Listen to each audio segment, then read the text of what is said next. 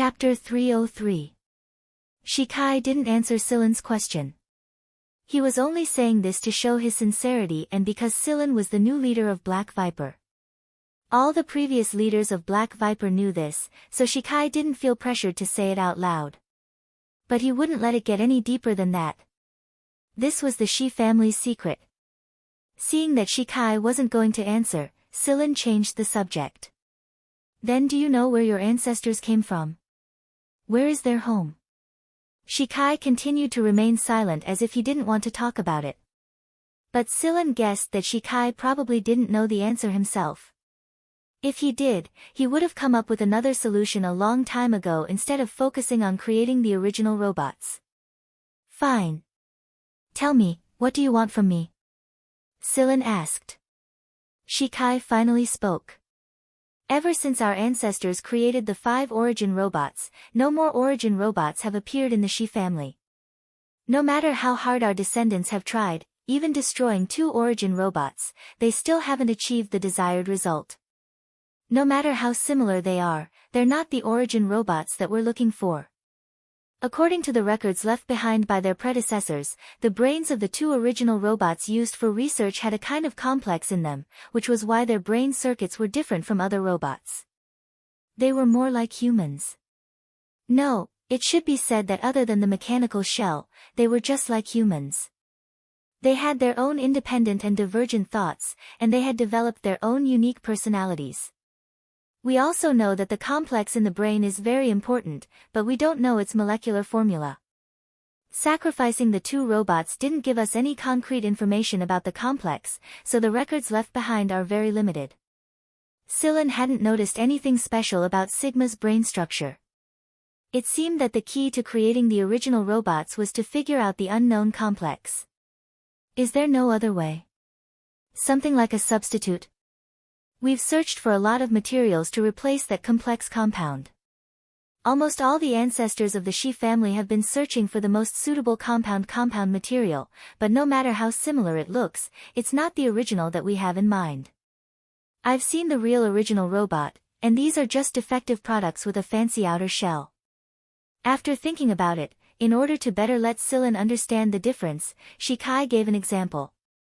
Although these robots seem to have expressions and emotions, they are not. It was like when you first taught it to draw a straight line, it learned it, but when you continued to teach it to draw other patterns, it drew it, but it was not what you imagined it to be. It can't learn other lines either. Even if it can draw a beautiful picture with a straight line, it can only draw a straight line and not a curve. That's all. Shikai moved his finger and a light screen appeared in front of him. Shikai raised a finger and drew a straight line on the light screen. Then, he drew a circle beside it. This is the way we humans learn. What about the robots that we developed? Shikaiyu raised his finger and drew a circular pattern on the side. Why wasn't it a circle? This was because this circle was formed by a combination of lines. It was not as smooth as the previous circle. As our family's research on the original project deepened, until now, the so-called upgrade of the original project robots looks like this. Shikai's hand moved, and the circle on the screen that was made up of lines with obvious edges and corners slowly became smooth. The reason it became smooth wasn't because the lines had become curved, but because the number of lines that formed the circle had increased, and the edges and corners had become much lighter. However, there was one thing that could not be denied. It was not formed by curved lines. It was just that the combination of straight lines was more concentrated. It was similar to the rigidity of the human mind. This was a taboo in academia. A student with a rigid mind would be seen as a failure of education. That was why there were so many strange questions during the interview in AF1. Apart from the student's character and personality, they also looked at their way of thinking. People with different ways of thinking could sometimes see different patterns in the same picture. AF1 and AF2 would not want a student with a rigid mind. Research was about innovation and flexibility. The wonder of the mind was its divergent nature. A person with a fixed mind could only be described as a good soldier or an obedient student, not a ruler or a thinker. This was why the Shi family's robot researchers were dissatisfied. That's why every time we create a new batch of robots, it's like teaching a newborn with a blank mind. If you teach it to draw a straight line first, it will always draw a straight line. If you teach it to draw a circle, it will always draw a circle. But when you teach it something new later on, it will use the lines it learned from the first impression to draw a pattern. Robots that could learn a variety of basic lines were more like a pure mechanical body, a humanoid computer. Those robots that could express emotions could only use a single line to outline their emotions. It's like a complex that combines the advantages of both. It allows the robot to learn a new drawing method and express independent thoughts and emotions at the same time. Celine nodded, feeling the same way. However, suddenly, Celine remembered Cheto, the robot he created with his own hands.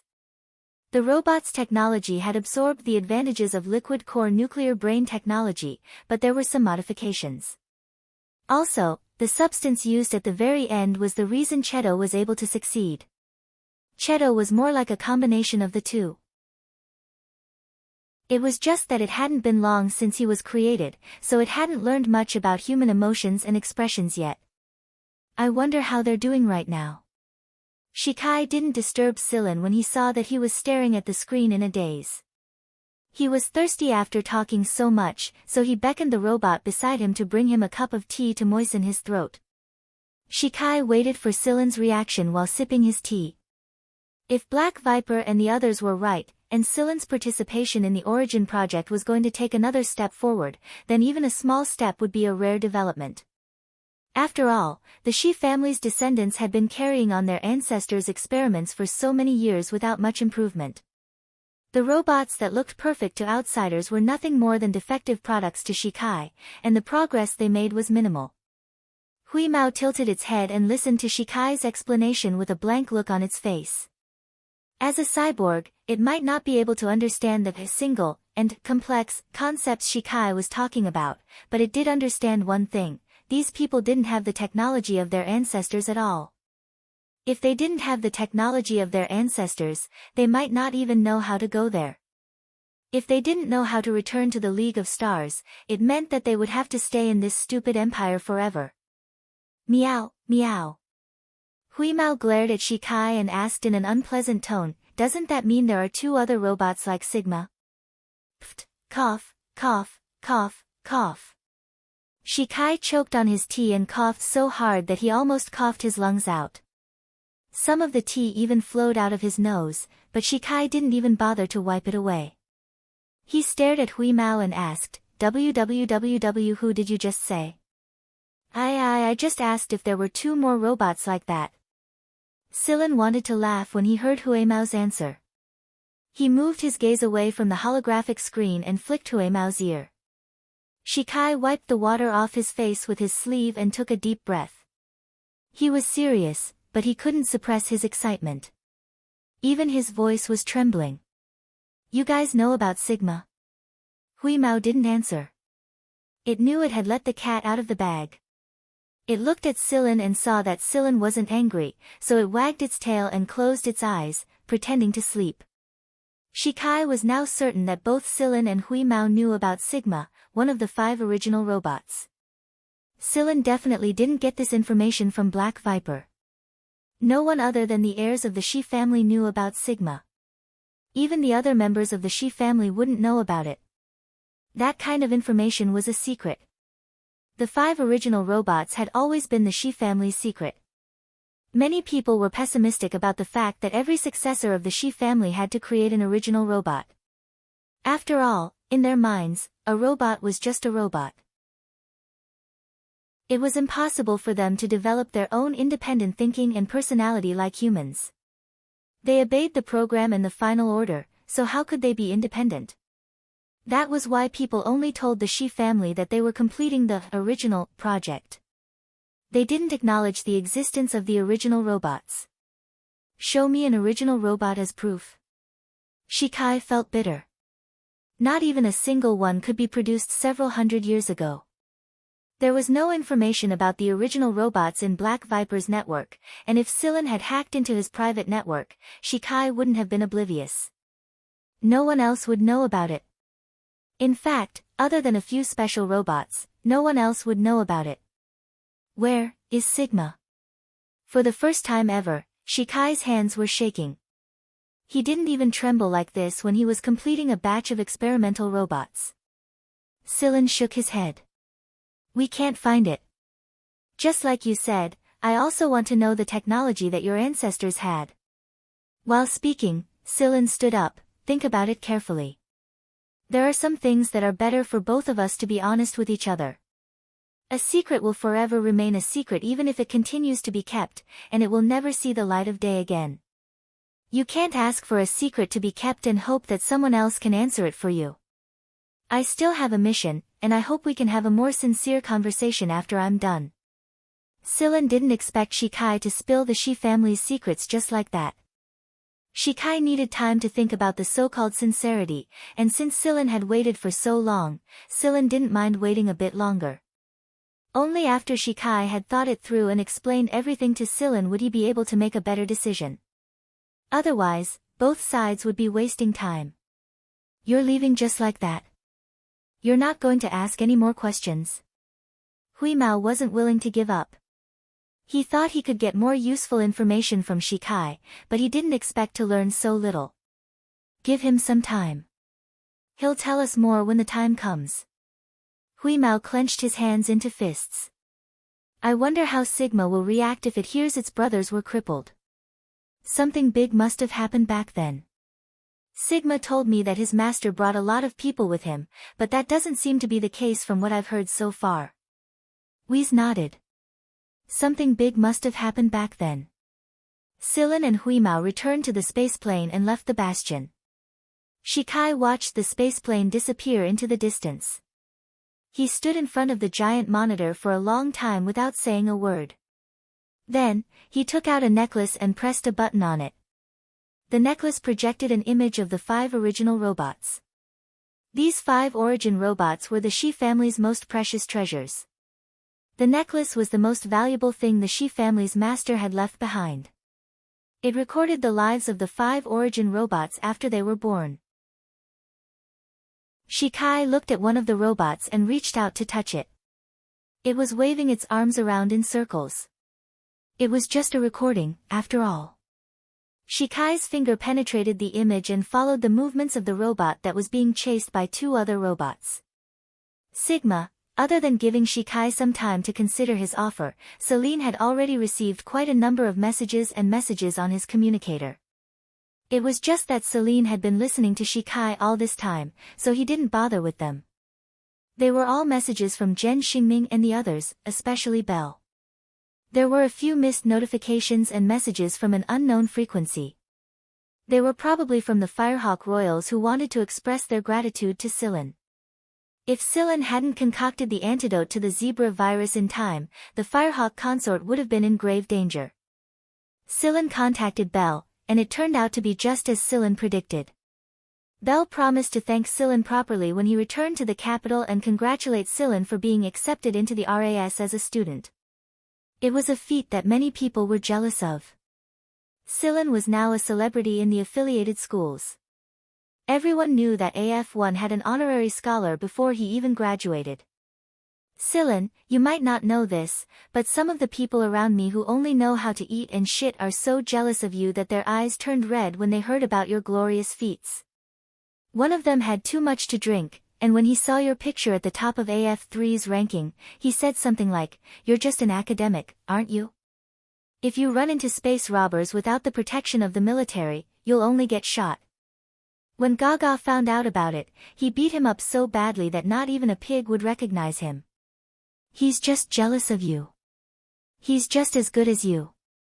He gets excellent marks every time he takes his physical test, but he fails most of the other tests, especially the academic ones. Sigh, what the fuck, who said that academics are all weaklings? He hasn't seen you before, but if you were here, you'd beat him to the ground with one punch. Sillin listened to Belle's endless stream of curses about the affiliated schools. All he did was listen to him with a smile. Thank goodness he had this mission, or he would have been annoyed to death at school. The people from the affiliated schools, especially the rich young masters and ladies from AF3, were hard to deal with when they went crazy. "How many guards did you bring with you this time, Silen?" Belle asked worriedly after he was done talking about the affiliated schools. He knew that Silen didn't like to bring guards with him. "Just me and Wheeze." I see. Did you run into space robbers?" "There's no way, the Empire's patrols are everywhere." "No, I haven't run into any space robbers in the Mist Bodhisattva Empire yet." "What, are you afraid that the kid's words will come true?" "Sigh, he's just a jinx. Gaga wouldn't have beaten him into a pig's head otherwise." "Ahem, just be careful and run if you run into trouble." "Don't worry, I know that." After chatting for a while, Silen ended the call. "Space robbers, huh?" Huimao wagged its tail. "What a nostalgic feeling." Silen looked at Huimao, who was deep in thought, and shook his head. The cat's paws were itching again after sleeping too much lately. To Huimao's disappointment, they didn't encounter any space robbers even after they entered the 23rd star region. There were more patrols after they entered the 23rd star region, and security was much better. The chances of running into space robbers were pitifully low. What kind of space robber would be stupid enough to rob a place with more patrols? Silen's arrival didn't attract any attention. Since he wasn't a tourist ship, a transport ship, or a noble's fleet, he had to pass through the official surveillance point to enter the star region. If he was caught entering the 23rd star region without paying a toll or passing through the surveillance point, he would be charged and surrounded by the 23rd MR's army. The army usually didn't care if you lived or died. Cannon fire had no eyes, and you could only blame your bad luck if your spaceplane was blasted to smithereens by accident. Silen didn't ask for special permission this time. He passed through the official surveillance point through the normal route. After he arrived at the surveillance area, he accepted a call request and entered his identity information under the system prompt. At the surveillance point. "Yo, you're pretty free. You actually have time to come to our place." A man sitting in a high-level office at the surveillance point looked at the newcomer and teased. "I've been too fucking tired recently. I brought a bunch of new recruits and got a short vacation, so I came to your place to relax." The man sat down on the sofa in the office, grabbed the food on the table, and started eating. He keyed in the password to the storage cabinet and took out 2 bottles of wine. He tossed one bottle to the person opposite him and began to eat and drink leisurely with his legs crossed.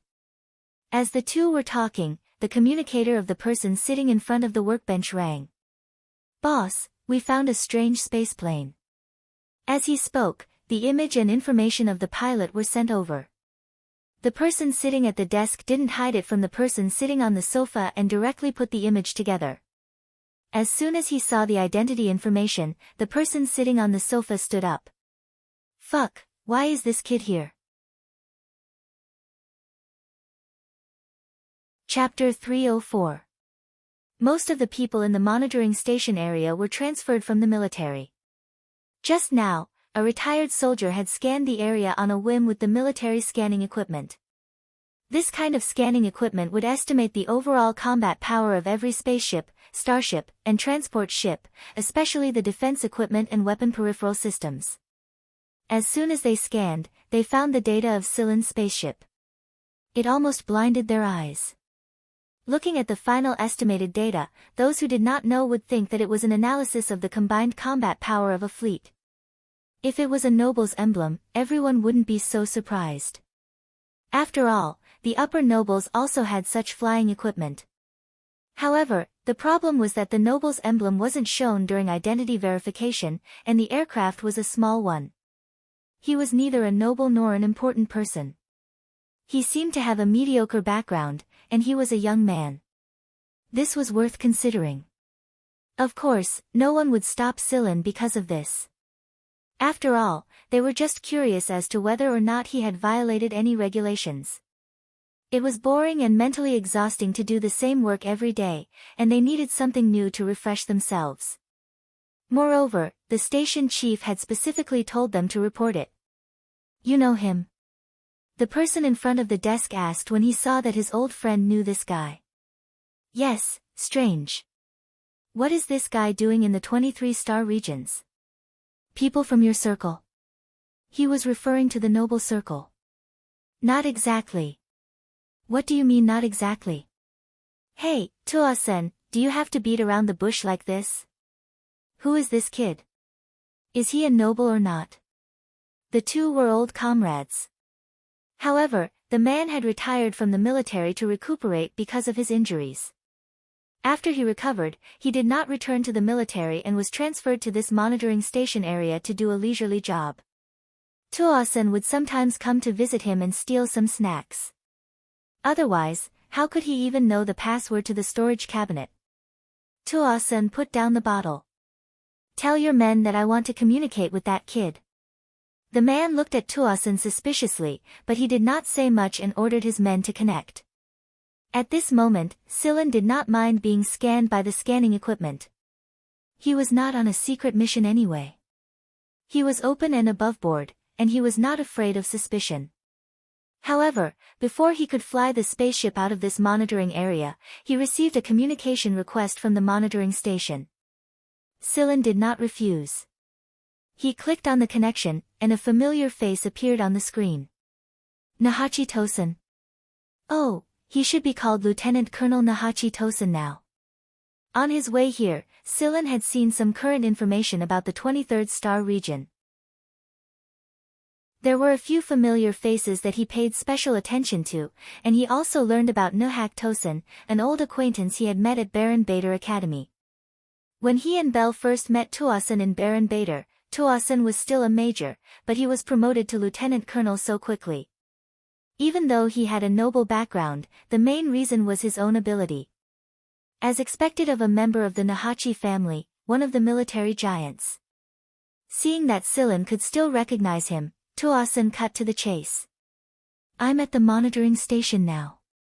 Do you have time? If you have time, let's chat. I'm on vacation. This time, Tuo-sen didn't put on any airs.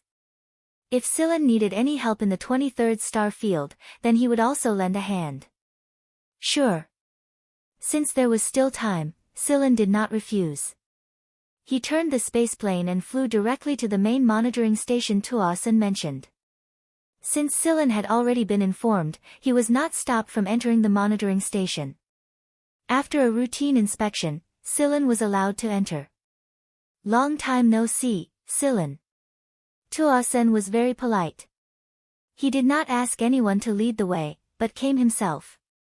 Long time no see, Lieutenant Colonel Tuo Sr., they arrived at a reception room. This was the reception room for the station commander.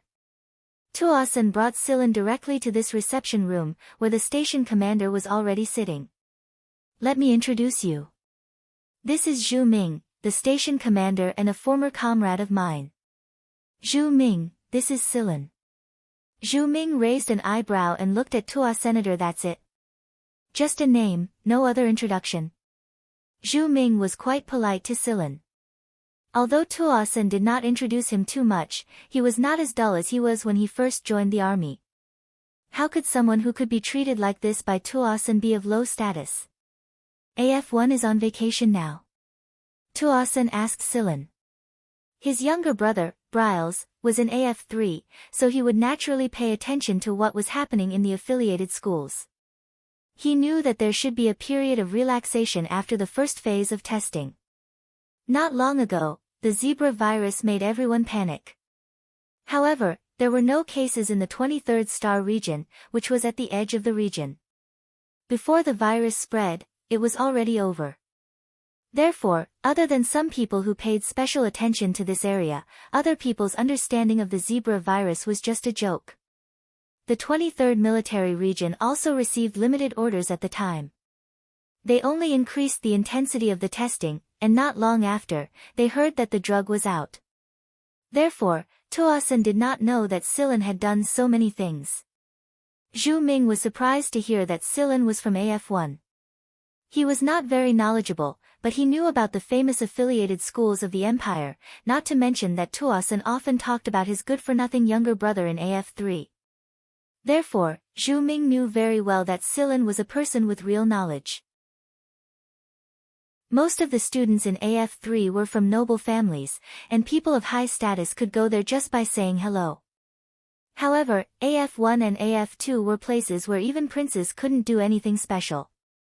Everything depended on one's ability. Zhu Ming, who was just being polite just now, sat up straight. He used to be a soldier and didn't have much knowledge. Therefore, Zhu Ming admired those who had real talent, especially those who had real talent and didn't look down on others with their noses. So you're a talent from AF1. I admire people like you who are knowledgeable. Zhu Ming smiled. This smile was much more sincere. Oh right, Silen, what are you doing here? Visiting?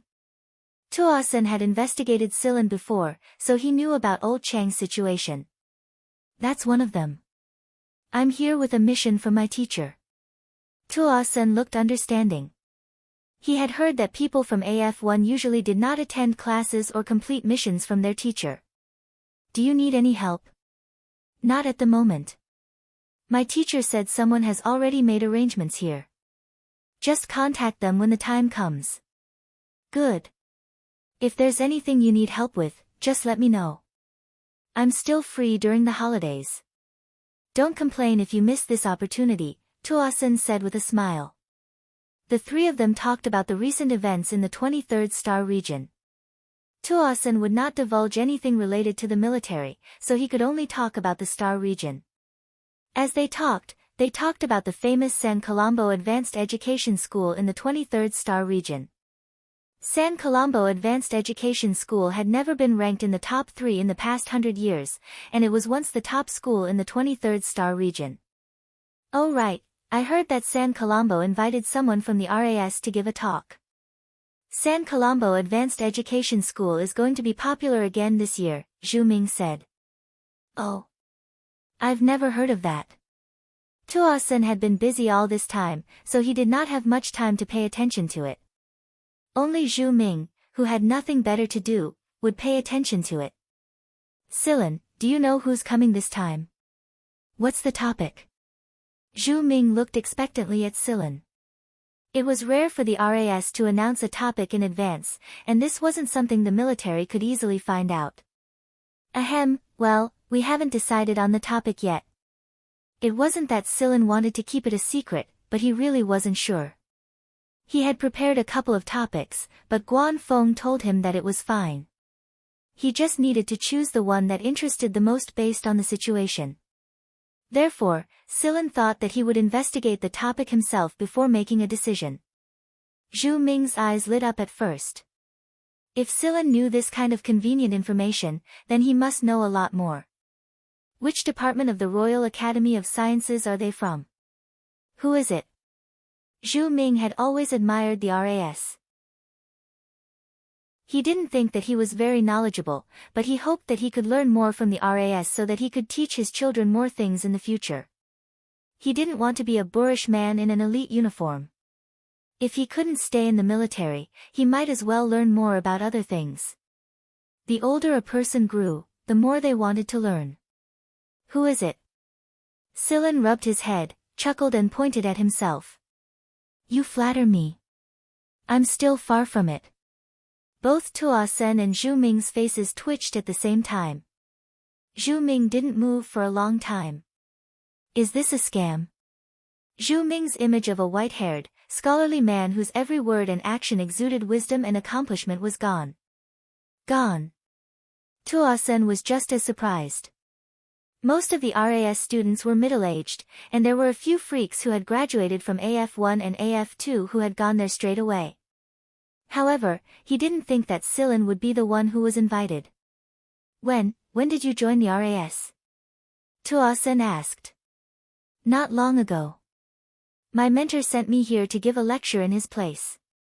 You haven't graduated from AF1 yet, have you? No. Tuosen rubbed his hands together. So you're going to San Colombo to give a lecture? Silen nodded. Zhu Ming was stunned for a long time before he smiled awkwardly. The truth was too hard to believe. AF1 was one thing, but this was the RAS. Silen didn't want anyone here to know that someone from the RAS had arrived. He hoped that Tuo-sen and Zhu Ming would keep it a secret for the time being. Tuo-sen and Zhu Ming patted their chests as a guarantee. After chatting for a while, Silen left the monitoring station and flew to San Colombo Advanced Education Academy. After personally sending Silen off, Zhu Ming and Tuo-sen returned to the office. Zhu Ming didn't pay much attention to Silen's absence. He grabbed Tuo-sen and asked, "What kind of monster is that kid? He's so young, only in his early 20s, right? Does that mean he's an honorary scholar of the RAS? I always thought that honorary scholars of the RAS were middle-aged or old men." Tuo-sen shook his head. "I'm not sure either. I only know that he's in AF1, and he's very strong. Also, if he wants his surname to be Gen, he can be." Zhu Ming took a deep breath. The Gen that Tuo-sen mentioned referred to the royal family of Foggy. If Silen was willing, he could be a member of the royal family. Fuck. Zhu Ming only managed to squeeze out a word after a long time. Why was there such a huge difference between people? "No, I have to take a leave first. I'll go to San Colombo and see what that kid is talking about," Zhu Ming said. In the past, he had always watched famous researchers and scholars from all over the world give talks on the internet. He had always thought that listening to a talk could be done just by watching it on the internet. Why would he put down his work and go sit with a group of people to listen to a talk? But now, Zhu Ming really wanted to go and see for himself how capable that kid was to climb to such a level and obtain such a title that many academic researchers struggled for their entire lives. After checking the time and arranging his vacation, Tuo-sen put down his wine bottle and said, "All right, let's go see if he's the real deal." The RAS wasn't a place you could enter just because you had connections, and it wasn't a place that ordinary nobles could meddle with. They didn't give face to anyone other than the emperor and the three kings. Perhaps the people in the capital Star region wouldn't be too surprised, but outside of it, the people of the RAS were like rare treasures. It was hard to even catch a glimpse of them, and they had a lot of admirers. Silen flew to San Colombo Advanced Education Academy. He didn't contact the school because he wanted to see the academic atmosphere and inclination here first. San Colombo was a famous school in the Mist Bodhisattva Empire. This planet was called San Colombo, and it was founded by a noble with the surname Colombo. At the time, Colombo wasn't a big noble yet. It was just a normal noble that had just risen to power. Later, it slowly rose to the status of a big noble due to its contributions to the stability of the empire. Although Colombo could be considered an upper-class noble now, its glory days were long gone. The Colombo family had always supported the school, and it had raised a lot of talented people for the family. The school took up half of San Colombo's surface area. Any big school would pay a lot of attention to the layout of the buildings, especially the scenery. There were a lot of garden-like buildings, picnicking forests, plazas, and parks around the dormitories. The hardware was also very good at keeping up with the technology. The amount of effort a school could put into its facilities was proof of how much effort it put into educating its students. Many schools would rather spend a lot of money to renovate the terrain and environment, making the campus scenery incomparably gorgeous and the buildings brilliant. However, when it came to real teaching, they would always cut corners. Golden on the outside, but rotten on the inside. Flashy but impractical education was simply difficult to cultivate outstanding talents. There were still a few days before the lecture. Although there weren't many people from other planets on San Colombo's campus, there were already many signs on the light screens, "Welcome to the RAS." They didn't mention whether the person was an academician or an honorary scholar. They probably didn't know that the probability of becoming an academician and an honorary scholar was 150. Since they didn't know, they didn't dare to say anything. Perhaps it was due to the fact that the Royal Academy of Sciences had sent someone over to give a speech, but most of the advertisements on the screen were about the research results of the students in the university, as well as the awards they had won. The atmosphere here was pretty good. There were some students sitting on the wooden chairs and chatting with each other. There were also students who were reading their course notes on their laptops. There were also people who were fishing by the side of the lake. Splash! A fish leaped out of the lake. Huimao's attention was immediately drawn to it. Silen, let's go fishing. There were many fish in the lake. There were a few shops around the lake that rented fishing gear. However, after renting the gear, they would take a percentage of the fish they caught. Most people only enjoyed the process. They didn't have much of a complaint about how many fish they caught and how much they let the rental point take. At Huimao's request, Silen rented a set of fishing gear from one of the shops. Then, he started walking around the lake in search of a fishing spot. It was noon, and it would be lunchtime soon. Silen had arrived late. Many of the good fishing spots had already been taken, so he had to walk further. There were boats floating on the lake. They were all small boats for the students to have fun. It was a good place for couples to go for a little tryst. There were security personnel and robots guarding the area. If someone fell into the water or met with an accident, they would be able to react in time. No one was worried. Some people liked to rent a boat and fish. Silen didn't know what the result was. We saw a lot of people catching fish along the way. The size of the fish aside, it was still considered a catch. As long as they managed to catch a fish, they would feel proud of themselves and that their trip here wasn't a wasted one. Huimao scanned the distribution of the fish in the lake. The fish in the surroundings were too small. The ones in the center of the lake were bigger. So, he suggested, Silen, why don't we rent a boat and fish in the center of the lake? The fish there are bigger. How can the small fish around be enough to fill the gaps between our teeth? That works. Anyway, Silen treated it as a relaxing activity. It didn't matter where they went.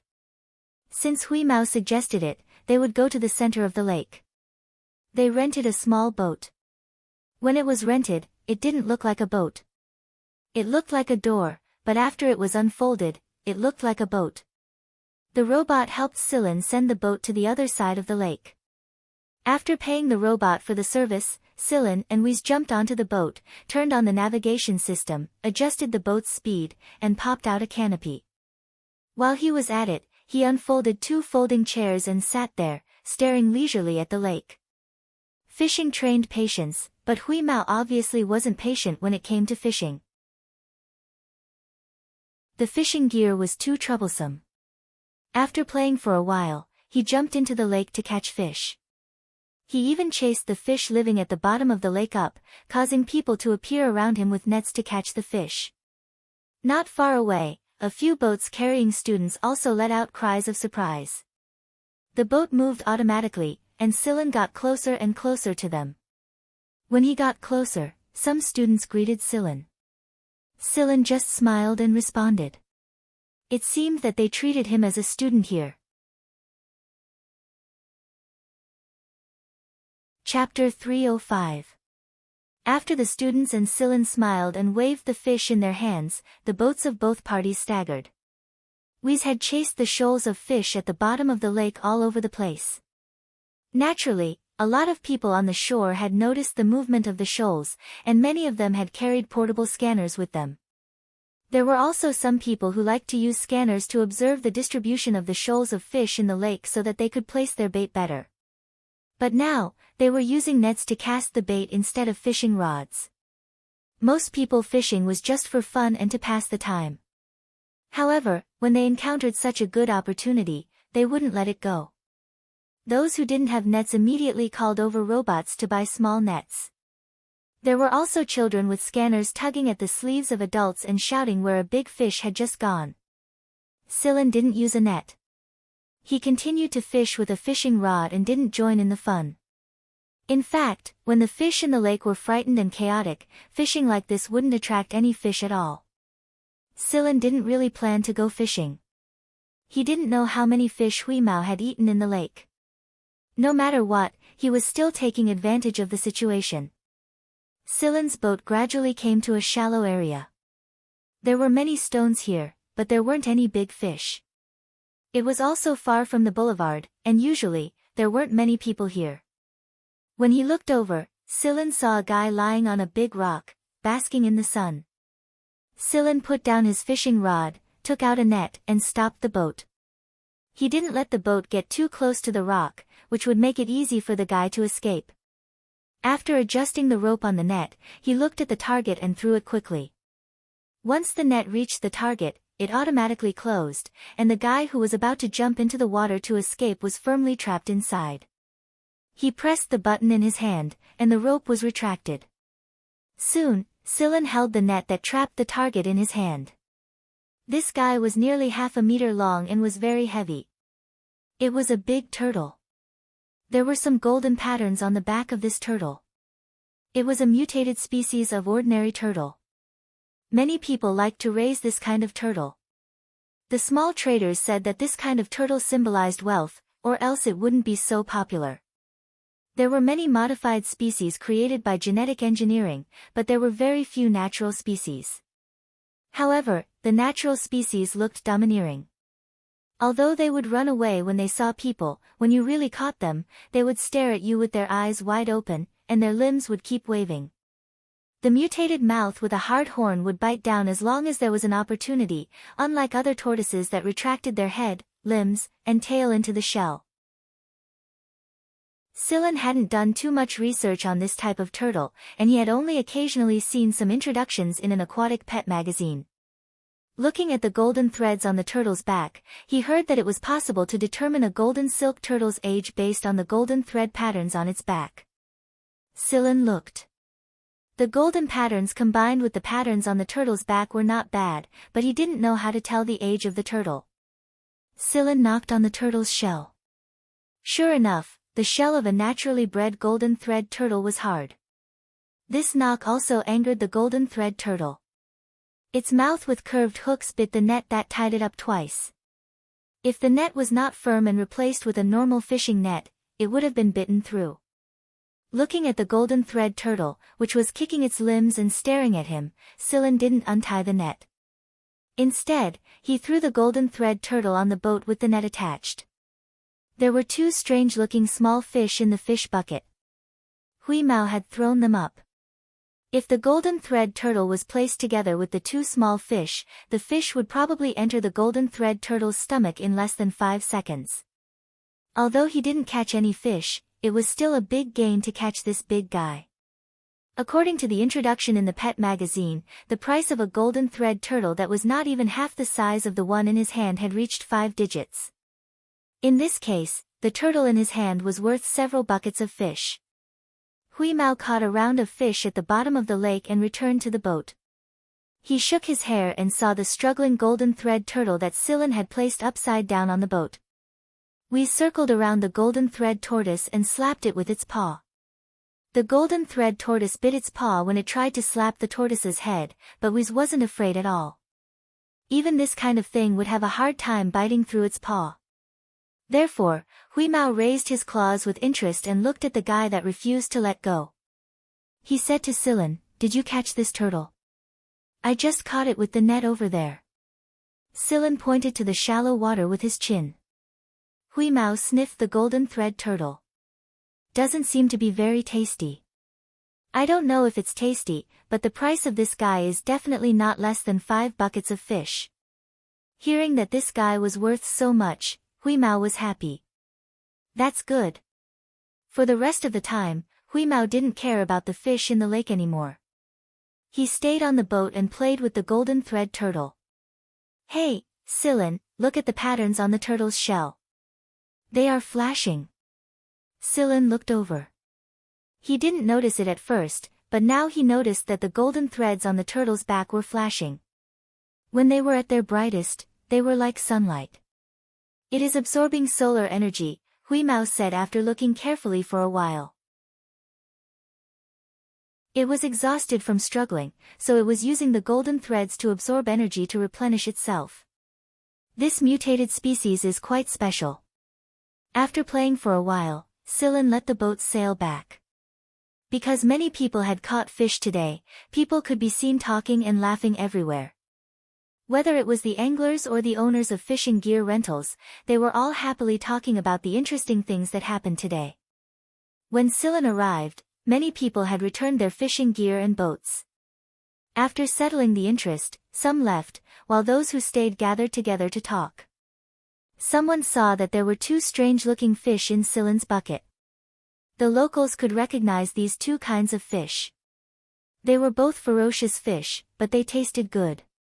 But no matter how good the taste was, there were only two fish. That was nothing. Especially when everyone returned with a full load today. So when some people saw Silen's fish bucket, they looked at him with disdain, as if they were looking at a rookie. But when we dragged the net bag with the golden threaded tortoise inside, everyone's eyes immediately widened. Ignoring the others who were still talking and laughing, the people who saw the golden thread turtle ran over to take a closer look. Hui Mao looked at the people who came over and let out a warning growl. "If you dare to have any ideas about this turtle, I will scratch you to death." But no one cared about Hui Mao. After taking a closer look and confirming that it was the golden thread turtle, someone shouted, "Fuck! 100-year-old golden thread turtle. This size is definitely 100-year-old golden thread turtle. I heard that golden thread turtles used to live in this lake, but I didn't think it was true." Some people who weren't afraid of death couldn't help but reach out and touch the turtle. They didn't mind even when Hui Mao scratched them a few times. Knowing that the cat followed its master, they all blocked Silen's way, afraid that Silen wouldn't know what it was and would sell the turtle to those unscrupulous rental shops. "Kid, is that your golden thread turtle?" "Hey, I saw it first." Don't push. "I'll give you 100,000 MB for your golden thread turtle, how about it?" "Fuck off, I'll give you 150,000. These people didn't look like they lacked money. 100,000 MB was like 10 RMB to them. Moreover, these people had the demeanor of a scholar before, but now that they saw something good, they didn't care about their demeanor anymore. They all blew their beards and glared at each other, afraid that they would fall behind. A few even older grandpas also walked over quickly. They might be old, but their steps were steady. Still, they didn't expect to be this fast at their age. The old man who came over hit the people blocking his way with his walking stick. "Out of the way, out of the way." Silen was amused. These people obviously knew each other, and even the youngest among them was already middle-aged. Although the old man was hitting them with his walking stick, he didn't kill them. A few people rubbed their arms exaggeratedly and complained bitterly, but they still obediently moved out of the way. There was no malice in their eyes, as if they had expected this. They were all good-natured bickering. Silen could see that these people didn't intend to steal the turtle directly, but their desire to buy it was very strong. It was obvious that they really liked it. "Hey, Grandpa's son is here," someone said. "Professor White. You two haven't left yet, have you?" The group of people who had been surrounding them said with bitter expressions. "Humph. What, you want this old man to leave early and miss out on this good thing?" Grandpa's son picked up his walking stick and hit the speaker twice, causing him to let out a strange yelp. The people around them were already used to it. After the few old men came over, the middle-aged people around them stopped yelling and formed a circle to prevent others from squeezing in. What a joke. The old men were the elders, and it was not good for them to chase them away. As for the other kids, they shouldn't come over to make trouble. If someone wanted to buy it at a sky-high price, the few of them wouldn't be able to enjoy it. There was no lack of young masters from rich families in the school. It would be a waste for this treasure to fall into their hands. However, these people respected the old men, and Hui Mao didn't care. It only knew that this turtle could be exchanged for a lot of fish biscuits, and it would scratch whoever tried to steal it to death. It really is a golden thread turtle. It should be 100 years old. The person called Grandpa's son said. Everyone was very convinced by the words of this Grandpa Sunday. This old man was a veteran in this field. Not bad, not bad. It's still very energetic. Old Professor White used the walking stick in his hand to knock on the shell of the golden thread turtle, but the golden thread turtle suddenly opened its mouth and bit it tightly. Old Professor White tried to pull it out a few times, but he still couldn't get it out. Hui Mao glanced at the two old men who dared to use their walking sticks to poke its treasure. If it wasn't for Silen stopping it, it would have already torn their walking sticks apart. Oh! Wow, it's really energetic. This is definitely not a genetically engineered turtle. Someone said. The other heads nodded in agreement. Old Professor White, who had his walking stick bitten, didn't get angry. Instead, he started to play with the golden thread turtle as if he had found something interesting. The joy in his eyes grew stronger and stronger. How many years has it been since I've seen this kind of natural turtle? Grandpa's son sighed. Young man, did you catch this in the lake today? The special structure of the turtle's back, especially the golden stripes, allowed the golden thread turtle to avoid the scanning of scanners. Therefore, generally speaking, it was very difficult to find a golden thread turtle. Genetically engineered golden thread turtles were easy to find, but natural ones were even more difficult to find. Someone once used a scanners to explore the entire lake, but they only found 2 small turtles. Not long after, those 2 small turtles also died. Since then, no one had seen a golden thread turtle in the lake. Unexpectedly, Silen had fished out such a big one today. Following Grandpa's son's words, everyone turned their attention to Silen, who was holding a bucket with only 2 small fish in it. This is mine. Silen told them the place to catch the turtle, and everyone present recorded it down. Those who knew that they had a bad memory turned on the recording equipment they brought with them, afraid that they would miss a word. Then, they might be able to catch one themselves. Do you know the value of this golden thread turtle? Grandpa's son looked at Silen. Although his smile was very kind, there was an invisible aura about him. Although there was no malice, it made people feel a sense of awe. I don't know too much about this. I just happened to see it once in a marine pet magazine. Celine told him about the report in the magazine. Grandpa's son nodded. Can I take a closer look? Now everyone knew that Hui Mao, who was holding the net bag in its mouth, was not a kind person. If you wanted to touch the turtle, you needed to get the owner's permission, or else you would be scratched. Sure. Silen gestured for Hui Mao to put down the net bag. Hui Mao looked around unkindly and unwillingly let go of the net bag. However, he did not walk away. Instead, he squatted beside the net bag, as if guarding a sheep against a wolf. Grandpa's son, White, and a few other old men immediately put on their identification equipment and began to carefully study the golden thread turtle. When Silen saw these old men take out the equipment they carried, his face twitched. It seemed that these people usually carried their tools with them. While the old men were studying it, the people around them did not make a sound and quietly waited for the identification results. These old men were all authorities in this area.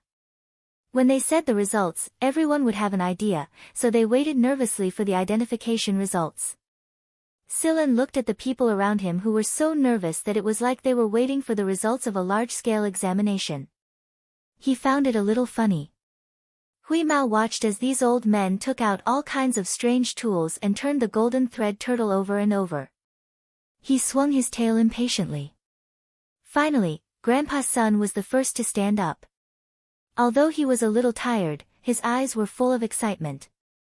98 years. It's a 98-year golden thread turtle. Everyone believed old man son's words without a doubt. That's right. It's a 98-year turtle, and it's going to be 99 years soon. The other old men also finished their work. 98 years. If he raised it for another 2 years, no, a little more than a year, he would be able to raise a 100-year-old golden thread turtle. When that time came, he would be very proud. There was also a rumor that people who raised a 100-year-old turtle would be rich and lucky. Silen guessed that those rumors were deliberately spread by the peddlers, but there were many enthusiasts in this area, so everyone was willing to believe it. Young man, is this turtle ready to make a move? Grandpa's son looked at Silen. Silen thinks for a moment and shook his head. He was not short of money, but this kind of natural turtle was really rare. he would raise it himself. Seeing Silen like this, the people around him showed a disappointed look. Some people did not give up and offered a high price of nearly $1 million, but Silen still refused. In the end, Grandpa's son stopped everyone's discussion and said to Silen, "Since you are not willing to make a move, we will not force you. However, we really want this turtle. How about this, let's make a deal." Grandpa's son discussed with Silen and decided to keep the turtle with them for 2 days to study and return it after 2 days. They also signed a contract. Originally, Silen said that there was no need to sign a contract, but the few old men refused and insisted that it had to be signed. Otherwise, they would not be at ease. Silen laughed, "All right, let's do that." After the contract was signed, the golden thread turtle was placed with Grandpa's Sunday. Grandpa's son gave his address and contact details to Silen. When the time came, Silen would go and look for him. As they were talking, Grandpa's son suddenly asked, "You are not from our school?" "No, I'm here because of that RAS professor's lecture," Silen said. Speaking of this, the people around them looked proud. If someone from the RAS came to give a speech, it meant that the school was valued by the RAS. Of course, they would be proud if their school had such an honor. Most of the people around them were teachers from San Colombo. Some of them had grown up in San Colombo, especially people like Grandpa's son and Professor White. These old men had devoted most of their lives to San Colombo. Their feelings for San Colombo were incomprehensible to outsiders. San Colombo was not the best, and there were many shortcomings. However, in their hearts, it was the most important school. Even the affiliated schools were not as important as San Colombo. When San Colombo received the letter of approval from the RAS, they held a celebration party. On the day the letter of approval was issued, San Colombo sent out the news. Who knew how many schools were envious of him? At the same time, many people started to book hotel and conference tickets for San Colombo. Although Silen did not see many people coming today, most of the places were already booked. Many people couldn't get a hotel room even if they offered a high price. Even though many people from other planets couldn't attend the conference in person and couldn't book a hotel room, they still came to experience the festive atmosphere of San Colombo. Silen did not know that his decision would cause such a big change in San Colombo. Because some people from other planets had come to San Colombo recently, when Silen admitted that he was not from San Colombo, everyone naturally thought that Silen had the same goal as the people who came to experience the atmosphere. Seeing everyone's expression, Silen did not deny it. He just smiled and did not say anything. Grandpa's son pulled up a map of San Colombo's campus, pointed to his house, and said, "I live here. You can go there and get your turtle. I won't go back on my word. If you don't have time, you can contact me directly. My name is Sun Fu. Just tell me my name. Everyone in San Colombo knows me." After negotiating with Silen, Grandpa's son hurriedly asked his housekeeping robot to deliver a box. He carefully put the golden thread turtle in the net bag. He didn't waste time talking to the others. He got on the flying car that came to pick him up and left in a hurry. A few old men who were on good terms with Grandpa's son also got on their flying cars and chased after him. Silen left the place with the gray cat after completing the procedures and returning the items. That day, the news of the 98-year-old golden thread turtle in San Colombo's lake spread. Chapter 306. Silen and Huimao didn't stay on the other side of the lake. Soon, they took the school bus to another area. There were no more hotels to stay in. Many local residents would rent rooms at a high price, but Silen didn't plan on renting one. He and Huimao could spend the night lying on the wooden chairs in the square. After eating something, Silen and Huimao spent the night in a small park on campus. In fact, Huimao preferred to roll around on the grass. Silen didn't mind it. The little guy snacked on insects in the grass. The next morning, the weather was good. Silen arrived at his destination, the bookstore. A school's bookstore showed the school's style and history. The school's library wasn't open to the public, but Silen didn't mind. Many rare books could be found in the RAS stacks and databases. He just wanted to find a random bookstore to see the style of San Colombo and the students' hobbies. He wanted to know which topic he would choose to talk about. It was still early, but there were already some students in the bookstore quietly reading books. These students didn't look like nobles, and they didn't have any noble emblems. They didn't have powerful backgrounds, and they didn't have extraordinary talents. This meant that they would need to spend more time studying. Silen looked at the books on the bookshelf. Although a lot of them were purely electronic, the process of reading would leave a deeper impression on one's memory. Many people liked to hold a book in their hands and make notes while reading. This was a process of memory strengthening, and not everyone had a memory like Silen. Silen looked at the books on the bookshelf. He had a general idea of the style of San Colombo. He chose a book about local customs and customs. Then, Silen went to the reading area and sat with the students. Of course, Silen's goal wasn't just to read. He looked at the books in the hands of the students and chatted with the people around him about the contents of the books. The others treated Silen as a student of San Colombo. They complained to each other about the difficulties they had recently encountered, and they would respond to Silen's questions. After sitting for 3 hours, around lunchtime, Silen bought a book and left the bookstore. He called Hui Mao, who was teasing the sparrows in the woods, and left the bookstore. They found a restaurant that was quite popular among the students to eat and drink afternoon tea. This restaurant wasn't the most popular, but pets were allowed in this restaurant. When Silen arrived, it wasn't the restaurant's peak hour, but there weren't many empty seats. They came to an empty table for two in the corner and ordered some snacks and food. Most of the service staff were not robots, but students who were doing part-time jobs here. A 17 or 18-year-old girl dressed in a restaurant uniform served food to Silen's table. At the same time, she was considerate enough to install a small cat chair on the table. Silen ordered fish fillet, dried fish, seafood porridge, etc. for Hui Mao.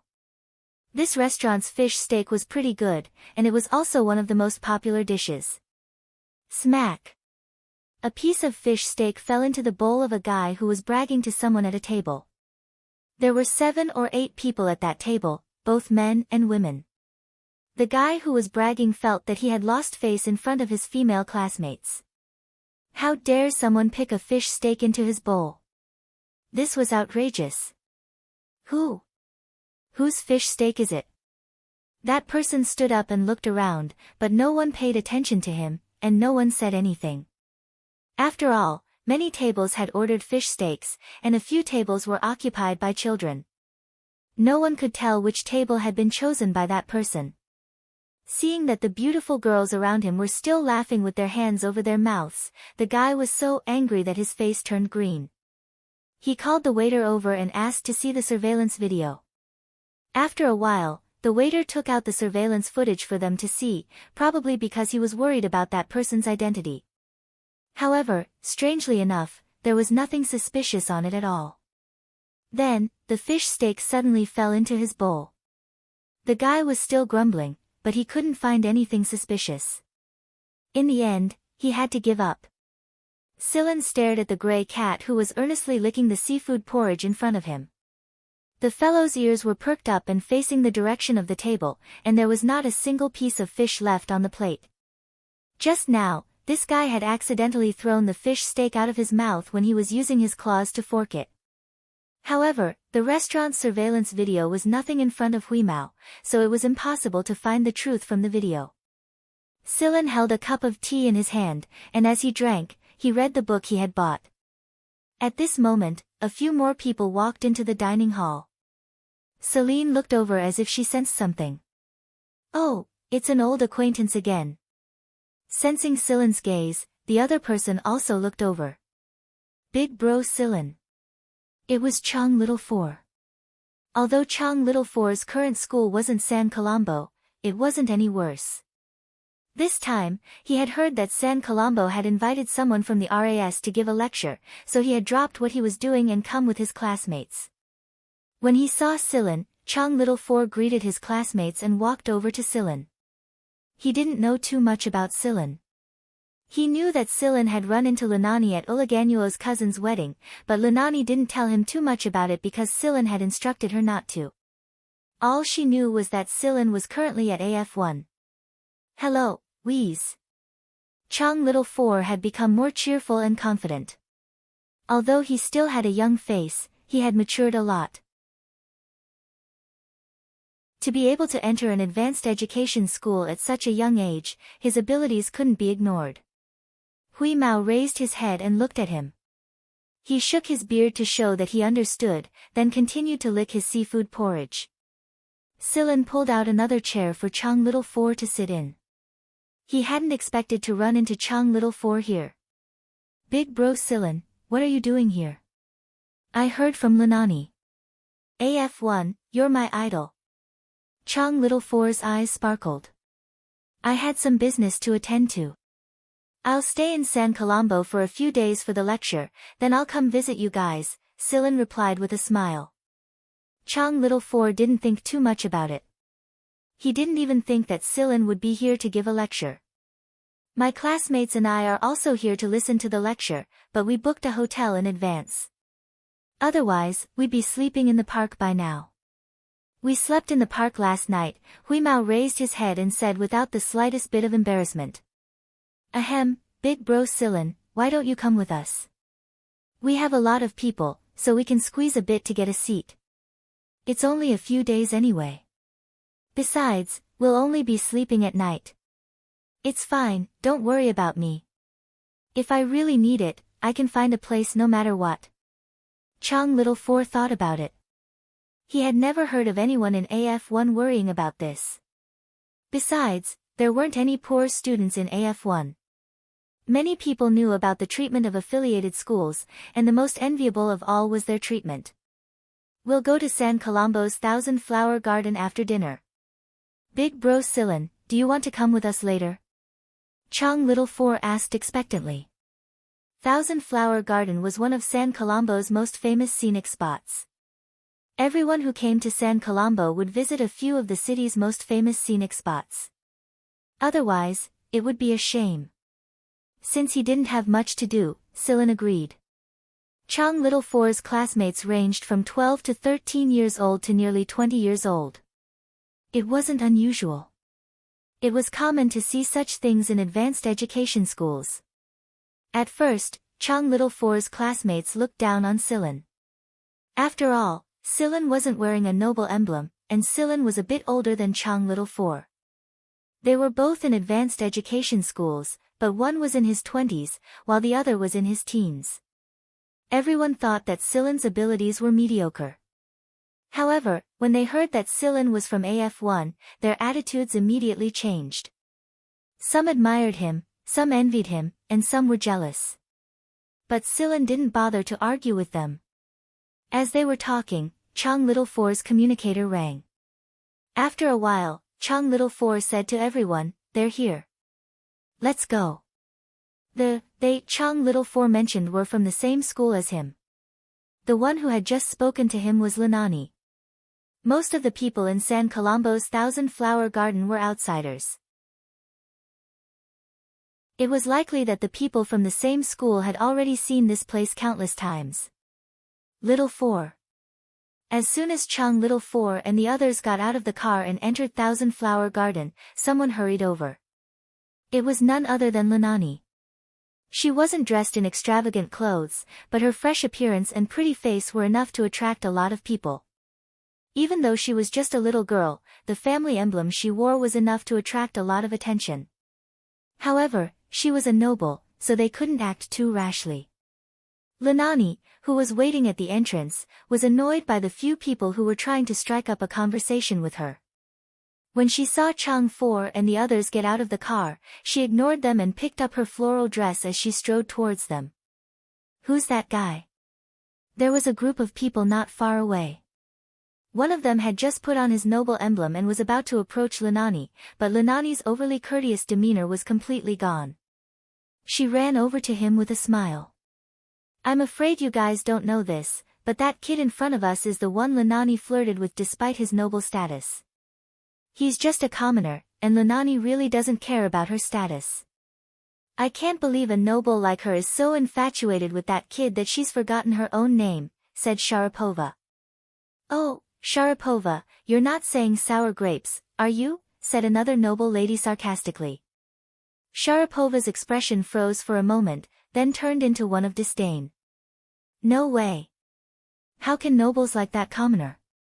You think everyone's as stupid as Linani? TSK, I thought it was something else. The noble young master glanced at the noble emblem he was wearing out of the corner of his eye, then looked at Chang Si who was chatting with Linani intimately. His eyes clouded over. Killing that brat is as easy as killing an ant. Don't go too far. I heard Chang Little Four is a commoner, but he has a backer, said another noble. A backer? Even if he does, can he be more powerful than cousin? Everyone turned to look at the person standing in the middle of the group and fell silent. Linani ignored everyone else out of habit. After talking to Chang Little Four for a while, she turned to Chang Little Four's classmates and told them about the day's schedule. However, when she turned to look at Silan, she froze and reflexively bowed. Your Highness, Silan, long time no see, Linani.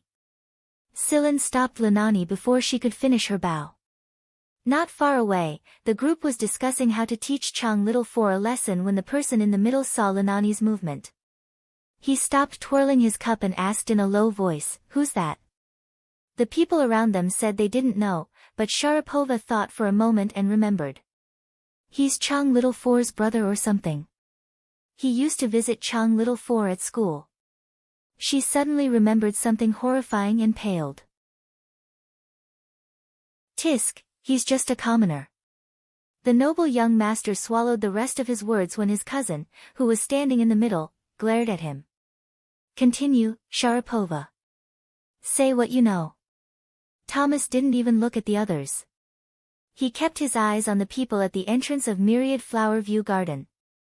In the past, Chang Little Four and the others were friends with the Prince of the Fire Eagle royal family. Many people did not agree with Chavarissa's words. How could a commoner be able to be friends with His Royal Highness? They'd only exchanged a few words at most. How could they be friends with the prince? Continue. Thomas shouted in a low voice, interrupting the discussion. Seeing that Thomas was about to lose his temper, the others didn't say anything. Sharapova didn't know much about what happened in Balenbader back then. She only told them what she knew, and most of it was just rumors. Thomas's eyes flickered. It wouldn't be a big deal if that person was friends with the royal family. After all, there were many nobles who were friends with the royal family. However, he clearly saw that Linani's unfinished bow was an etiquette for a member of the royal family. Not counting on the idiots around him, Thomas walked over with his cup in hand. However, there were too many people with Silan's group, so he decided to follow them for now and find a chance to test them later. With Thomas's warning, the others didn't act rashly. However, just because they didn't go over didn't mean that Silan didn't know that they were being watched. It was just that Silan wasn't in the mood to pay attention to them. With Silan around, Linani was a lot more restrained. Others might not know, but she knew how important Silan was. Even now, she still didn't know who Silan was, but someone who could call Prince Windiska by his nickname and hang out with the other three princes so casually. Seeing that Linani was a lot quieter after Silan appeared, everyone thought it was because she was shy to see Chang Little Four's family. Little did they know that Linani's back was drenched in cold sweat. Especially when the girls made fun of Silan. Linani's face paled, and she carefully watched Silan's expression. She didn't know anything in the past, but ever since that incident, Linani's reverence for Silan was clearly excessive. The Garden of 10,000 Flowers was indeed beautiful, and it was a landscape garden that had been built over hundreds of years. Although it could not be compared to the natural landscape planet of Gaga's cousin's house, in this era where technology had brought about a high degree of artificial decoration, the natural landscape with a long history had become a precious treasure. After all, Thousand Flower Garden wasn't as stunning anymore. However, Chang Little Four and the others were happy to see it. They even took pictures as souvenirs. After watching for a while with Chang Little Four, Silan's communicator rang. Silen greeted Chang Little Four and walked to a quiet place nearby to answer the call. As soon as Silen left, the girls asked Little Four about Silen. In terms of looks, Silen was above average, and he wasn't too distant from others. He looked like a gentleman. Don't talk about things you shouldn't talk about. Linani shouted. What's wrong, Linani? The girls found Linani's reaction strange, but she refused to say anything. Chang Little Four stared thoughtfully at Silen not far away. Guan Feng was the one who was looking for Silen. Since San Colombo hadn't received any communication from Silen yet, they were worried that the invitation would be cancelled. They nervously asked the RAS's administrators for an answer, and the administrators contacted Guan Feng in hopes that he could give them a definite answer. Otherwise, the people of San Colombo wouldn't be able to rest easy. After all, they had already advertised and promoted the invitation. Wouldn't it be a slap in the face and a joke if the invitation was cancelled? After he hung up with Silen, Guan Feng informed the school that the people they had sent were already in the city. The higher-ups of the school panicked. This wasn't like this before. Why did they sneak into San Colombo without a word? Too many people had entered San Colombo recently, so they hadn't been able to find out who exactly it was. Guan Feng didn't divulge any information either. He only told them that he would contact them when the time came. No worries. How is that possible? That's even more worrying. Is the RAS going to make a secret visit? If they angered this esteemed guest of the RAS, San Colombo's reputation would plummet. It would greatly affect San Colombo's ranking in the 23rd star region. Thomas, who was watching from the other side, couldn't figure out which family Celine belonged to no matter how hard he tried. He had studied the members of the royal family before, but there was no such person in his memories. Just as Thomas was deep in thought, a voice interrupted him. Thomas. What are you doing? The newcomer was a nobleman who studied at San Colombo. His status couldn't be lower than Thomas's. Thomas thanked the newcomer but didn't say anything. Suddenly, Thomas smiled and called out to the person who was about to leave. He pointed in the direction Silen was standing and asked, "Do you know who that person is?" Hong Shi stared suspiciously at Thomas's sudden change of expression. He looked in the direction Thomas was pointing at. "Who are you talking about? Which one? Don't tell me you've fallen for a kid who hasn't even grown up yet, Thomas. You won't even let a kid go, fuck me." Hong Shi waved Thomas away before he could finish his sentence. He sprinted toward the direction Thomas was pointing at while shouting, "Ah, my idol. My idol." Silen had just ended the call and was wondering if he should contact the school when he saw the head of a colorful airplane running toward him. He looked around and noticed that Silen was the only person within range. Who the hell is that?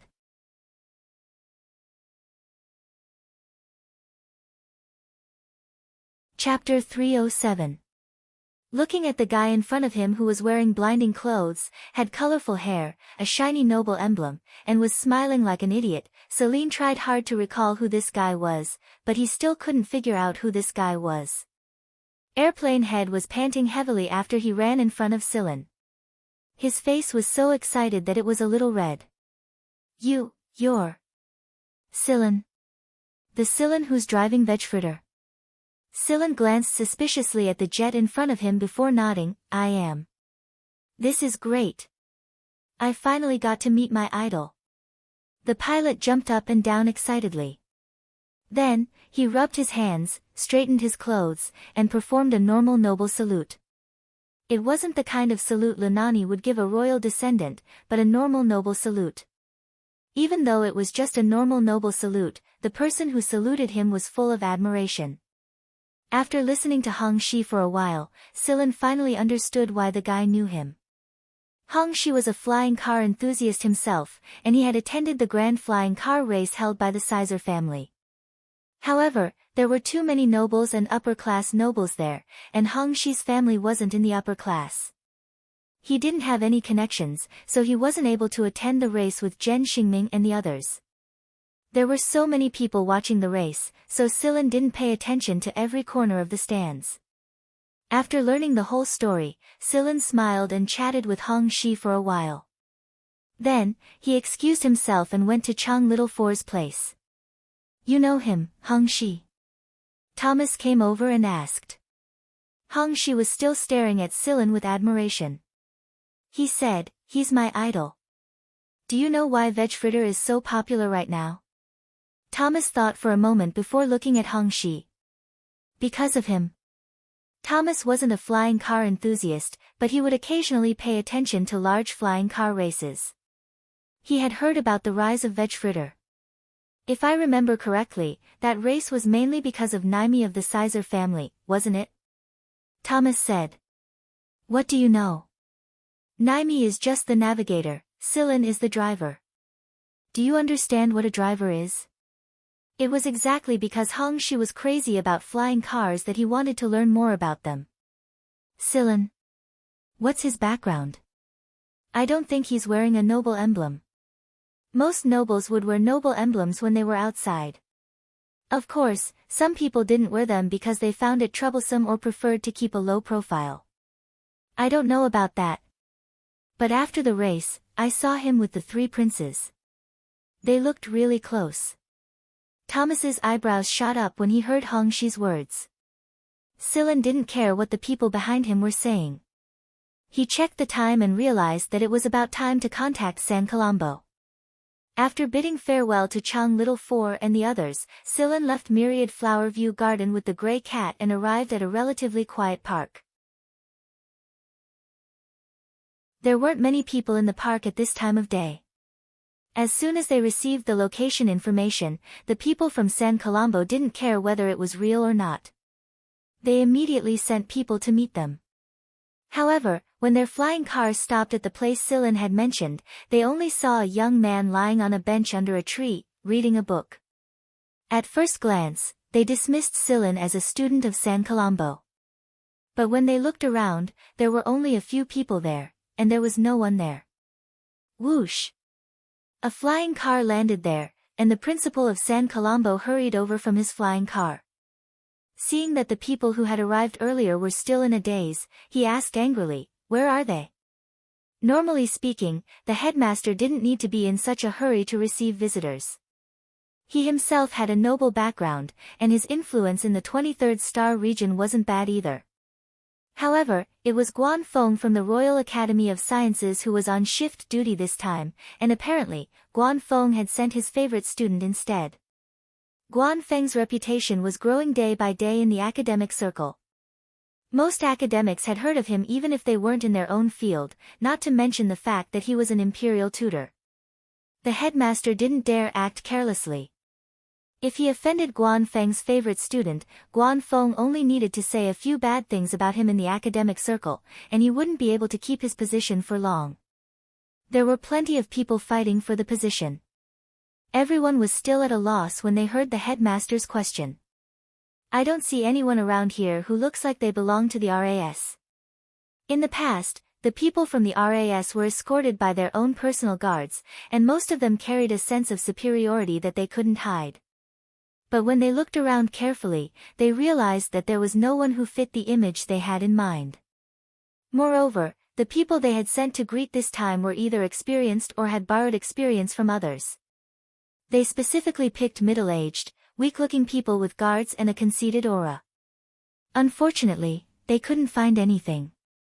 Just as the San Colombo headmaster was growing anxious, he saw a young man reading on a wooden chair close his book and walk over to him. The headmaster squeezed out a smile and made himself look friendly. Excuse me, did you see anyone around here just now? Instead of answering the headmaster's question directly, Silen said, May I ask if you're Headmaster Flick? I am. There were a lot of people in San Colombo who knew Flick, so Flick didn't suspect Silen at all. After confirming the headmaster's identity, Silen took out a document and said, I'm the one who came here this time. I believe my tutor has already contacted you. Flick's smile froze on his face. He took the document from Silen's hand and looked at it blankly. Then he looked at Silen, looked at the document again, looked at Silen again, and then looked again. It wasn't that Flick was being overly stubborn, but this was the first time he had seen someone like Scylla ever since he stepped foot into the world of education. Speaking of which, Scylla looked about the same as most of the students in their school, and he didn't feel the arrogant aura of the people from the RAS. Most importantly of all, Scylla was young. Not everyone could look like a young man at his age like that old monster Guan Feng. The young man before him was only in his 20s, and he hadn't even graduated from AF1 yet. "You're Scylla, the honorary scholar Guan Feng sent here to give a lecture?" Flick asked carefully. "I am." Flick wasn't the only one who was stunned. Everyone else who had come to greet him looked sluggish as well. It was infuriating to compare oneself to another. Although he was still skeptical, there would be a video conference before the lecture. Both the school and the RAS representatives would be present, so there was no way he could fake it. Flick politely invited Scylla to the conference venue despite his skepticism. There were still a lot of things to discuss, so the sooner he confirmed it, the sooner he could be at ease. Some people in the park saw a couple of flying cars belonging to the higher-ups of the school flying over and over again. They didn't know what they were doing, but it felt like they were in a hurry. Did a fight break out between nobles again? Many people hurriedly packed up their things and left the place. They didn't want to get involved in a fight between nobles. Anyone who got involved was bound to suffer. Flick led Scylla to the meeting room of San Colombo's higher-ups. When he arrived, a couple of retired vice principals and a few old men who were still influential in the 23rd Star Region's academic circle were already present. Sun Fu had been studying the golden thread tortoise with his old friends at home. He had ignored the higher-ups' attempts to communicate with him, but the higher-ups had stopped him at his doorstep and brought him here. He was still sulking. But when he saw Scylla carefully escorted by Flick, his jaw nearly dropped to the ground. Flick introduced Scylla to everyone, and as expected, the room was filled with a strange atmosphere. Everyone's gazes swept across Scylla like a scanner. After greeting them, Scylla took his seat and looked at Sun Fu, one of the retired elderly people diagonally across from him. Scylla nodded and greeted him with a smile. Sun Fu shivered. A chill ran down his spine. Is this guy really an honorary scholar of the RAS? No wonder he was lucky enough to catch a 100-year golden thread tortoise in the lake. Scylla would be depressed if he knew this. What does being an honorary scholar of the RAS have to do with being lucky enough to catch a golden thread tortoise? The video conference was held between San Colombo and Scylla on one side, and the RAS lecturer on the other. He had heard about it from the people in the institute before, so he wasn't surprised when Guan Feng sent Scylla over to give a talk. He greeted Guan Feng in the most natural way possible. The atmosphere in the room grew even weirder. However, Scylla's status as an honorary scholar was confirmed after this conference. Everyone sighed with emotion. They had always thought that San Colombo had produced a lot of geniuses, but Scylla's talent surprised them. Scylla was about the same age as their sons and grandsons, but he was already an honorary scholar of the RAS. After the conference was over, Sun Fu looked like he wanted to talk to Scylla but didn't know how to do it. He took a long time to prepare himself, but another dean of the School of Microbiology pushed him aside and beat him to it. Sun Fu was so angry that he slammed his walking stick on the ground a few times. Maybe the others didn't know that the dean of San Colombo's School of Microbiology had contacted the person who held the mysterious civilian summit after confirming Scylla's identity. Up until now, no one in the field of microbiology and viruses had come up with a better third-generation medicine than the zebra virus. Everyone said that the third-generation medicine was the perfect cure for the zebra virus. It wasn't easy to meet the person in person today, so how could he let this opportunity slip by? After chatting with a few people for a while, Scylla looked at Sun Fu, who was still sitting next to him. How's the golden thread tortoise going, old Mr. Sun? Scylla asked with a smile. It's going well. Sun Fu wanted to find a hole to hide in. Back then, because of the golden thread tortoise incident, his tone wasn't very good. He had even detained Scylla's golden thread tortoise. Originally, he planned to return it after the research was done and give Silen some compensation. He didn't expect the kid to hide it so well. Seeing that Silen wasn't as difficult to talk to as the people at the RAS, Sun Fu gradually relaxed. It didn't take long for him to talk to Silen about the golden thread tortoise. No one in the room wanted to hear the word suck up to, but in fact, everyone couldn't help but do it. It wasn't easy to meet a young man, so how could they let him go? However, it didn't take long before the old fellows realized that Celine was too cunning.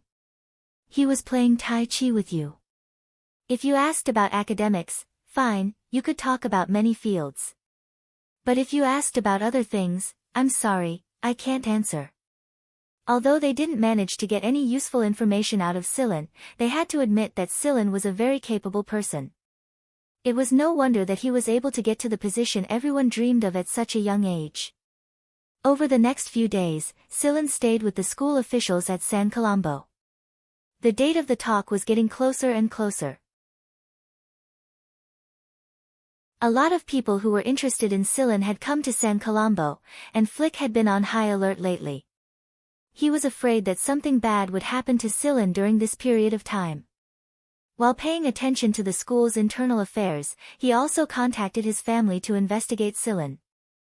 Although the information was still incomplete, Flick's face was like a chrysanthemum blossoming every time he saw Silen. It was a sight that gave everyone goosebumps. Still, everyone could guess why Flick treated Silen this way. On the day of the talk, San Colombo's largest academic hall was already overcrowded. Many people who didn't manage to get a ticket were loitering outside. They wanted to see what the people from the RAS looked like. An aircraft slowly approached.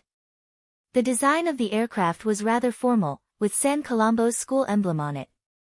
As soon as the aircraft appeared, the people waiting outside craned their necks.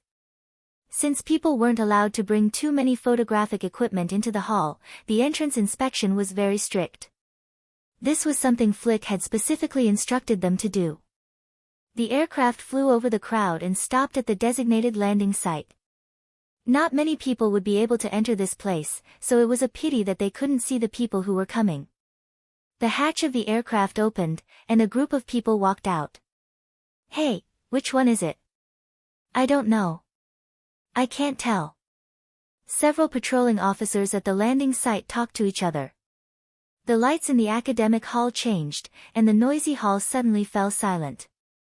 The door on the side of the podium opened, and a group of people walked in. They took their seats at the front of the hall. Their names were displayed on the seats. Everything was done according to the rules. The group of people attracted attention as soon as they entered the hall.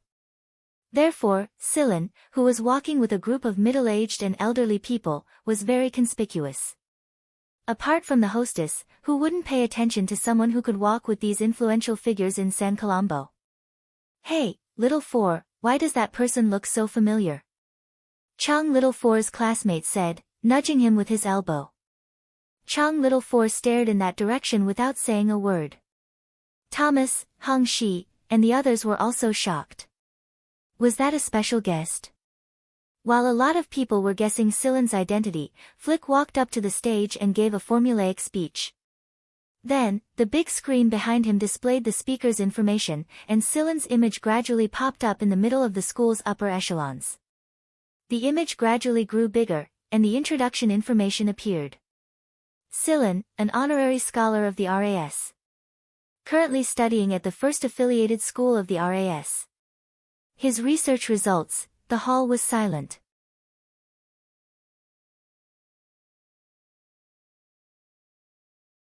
Chapter 308.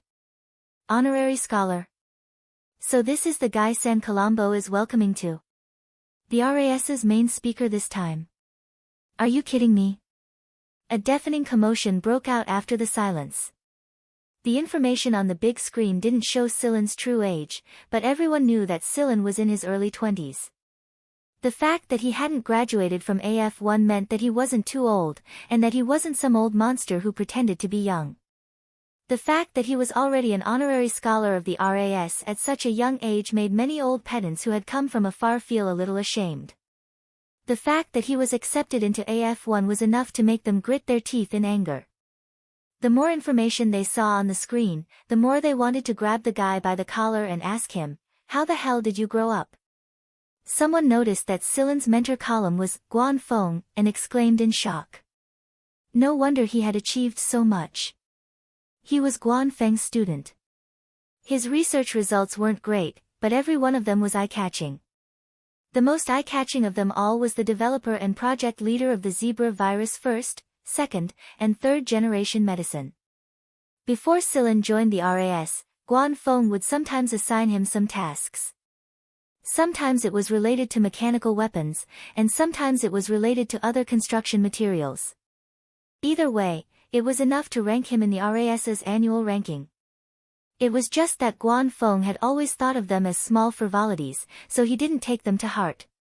He was only bringing them out now to make up for the occasion. In the eyes of Neo and the others, they were nothing more than small frivolities back in middle school. If everyone present knew what Guan Feng and Neo were thinking right now, would they vomit blood? Some of the students Silen ran into when he was walking around San Colombo a few days ago were feeling very excited right now. No one would have thought that someone like this would be sitting next to them. In particular, the group of students he met on the lake when he was fishing and the students who were discussing problems together in the bookstore were now pulling the people next to them to talk about what happened at that time, which made others very envious. It was an honor to be able to talk to someone like this. Chang Little Four watched the man calmly walk up the stage. Since when did Silen reach such a level without anyone noticing? Originally, he had thought that Silen was just a technician who knew a little about maintenance. Later on, he guessed that he might be a noble, and not just any noble at that. However, Chang Little Four had never imagined that Silen would have such results. Chang Little Four had heard his grandfather say that Silen was not a simple man, but now it seemed that it was not his background but his strength. It seemed that no one could see through Silen's true strength. Compared to the information displayed on the screen, his noble background was nothing more than a dim decoration. At least, that was what Chang Little Four thought. In the past, Chang Little Four would always think, what does a dream look like? Perhaps it was just like the person on the platform. There was no need for luxurious clothing or shiny noble emblems. The current Silen was like an unstoppable luminous object, so bright that no one dared to look at him directly. This person, who used to be quiet and unknown, had already shown his brilliance in this circle. Ha, this kid is really something. Zhu Ming and Tuosun were sitting in a corner. They weren't conspicuous, and Tuosun wasn't wearing a military uniform. What do you think they will think if they find out that Silen has a close relationship with the Zhen family and is half a member of the royal family, Tuosun? Zhu Ming asked with a smile. Tuosun didn't answer. Instead, he asked, do you know what the fact that Silen is Guan Feng's student means? Guan Feng has a very high reputation in the academic world.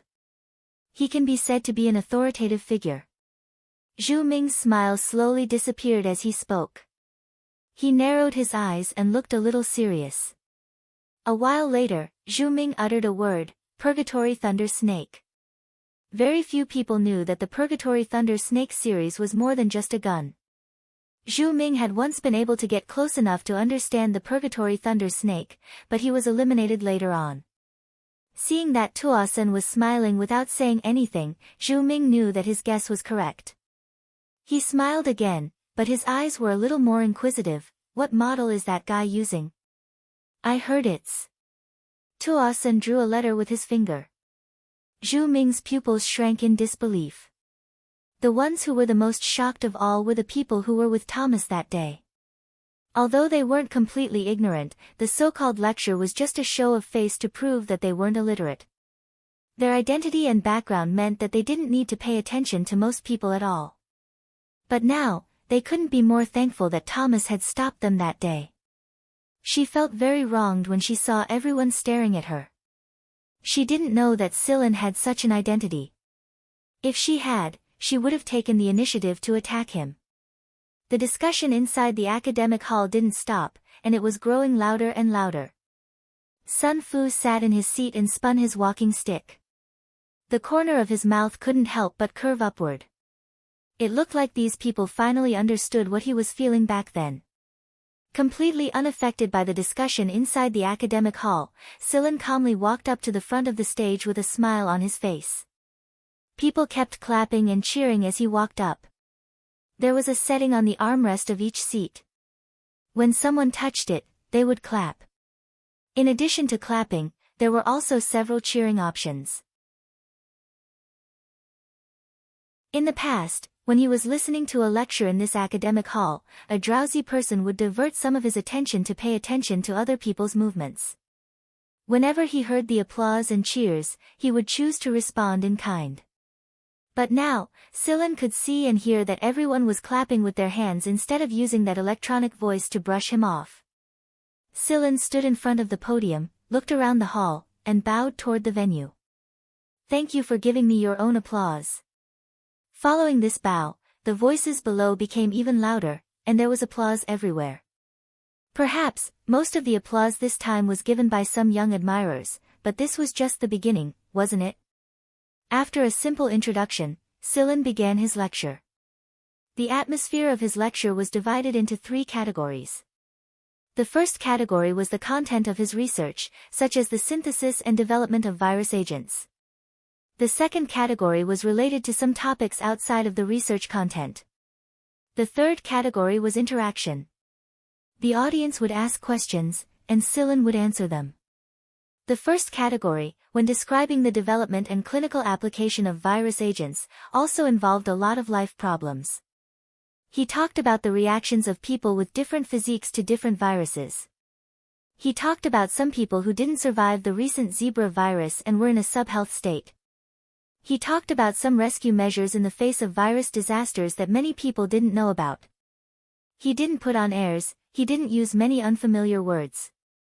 He only used some simple words to express the content that needed to be said, so that everyone could better understand. There was no so-called speech script. Most of the time, Silen didn't even look at the projection displayed on the big screen behind him. While Silen was speaking, the light and shadow molecular model in his hands was enlarged on the big screen. Every group, every chemical bond and the related effects of the change in bond energy were explained in a simple and easy-to-understand way.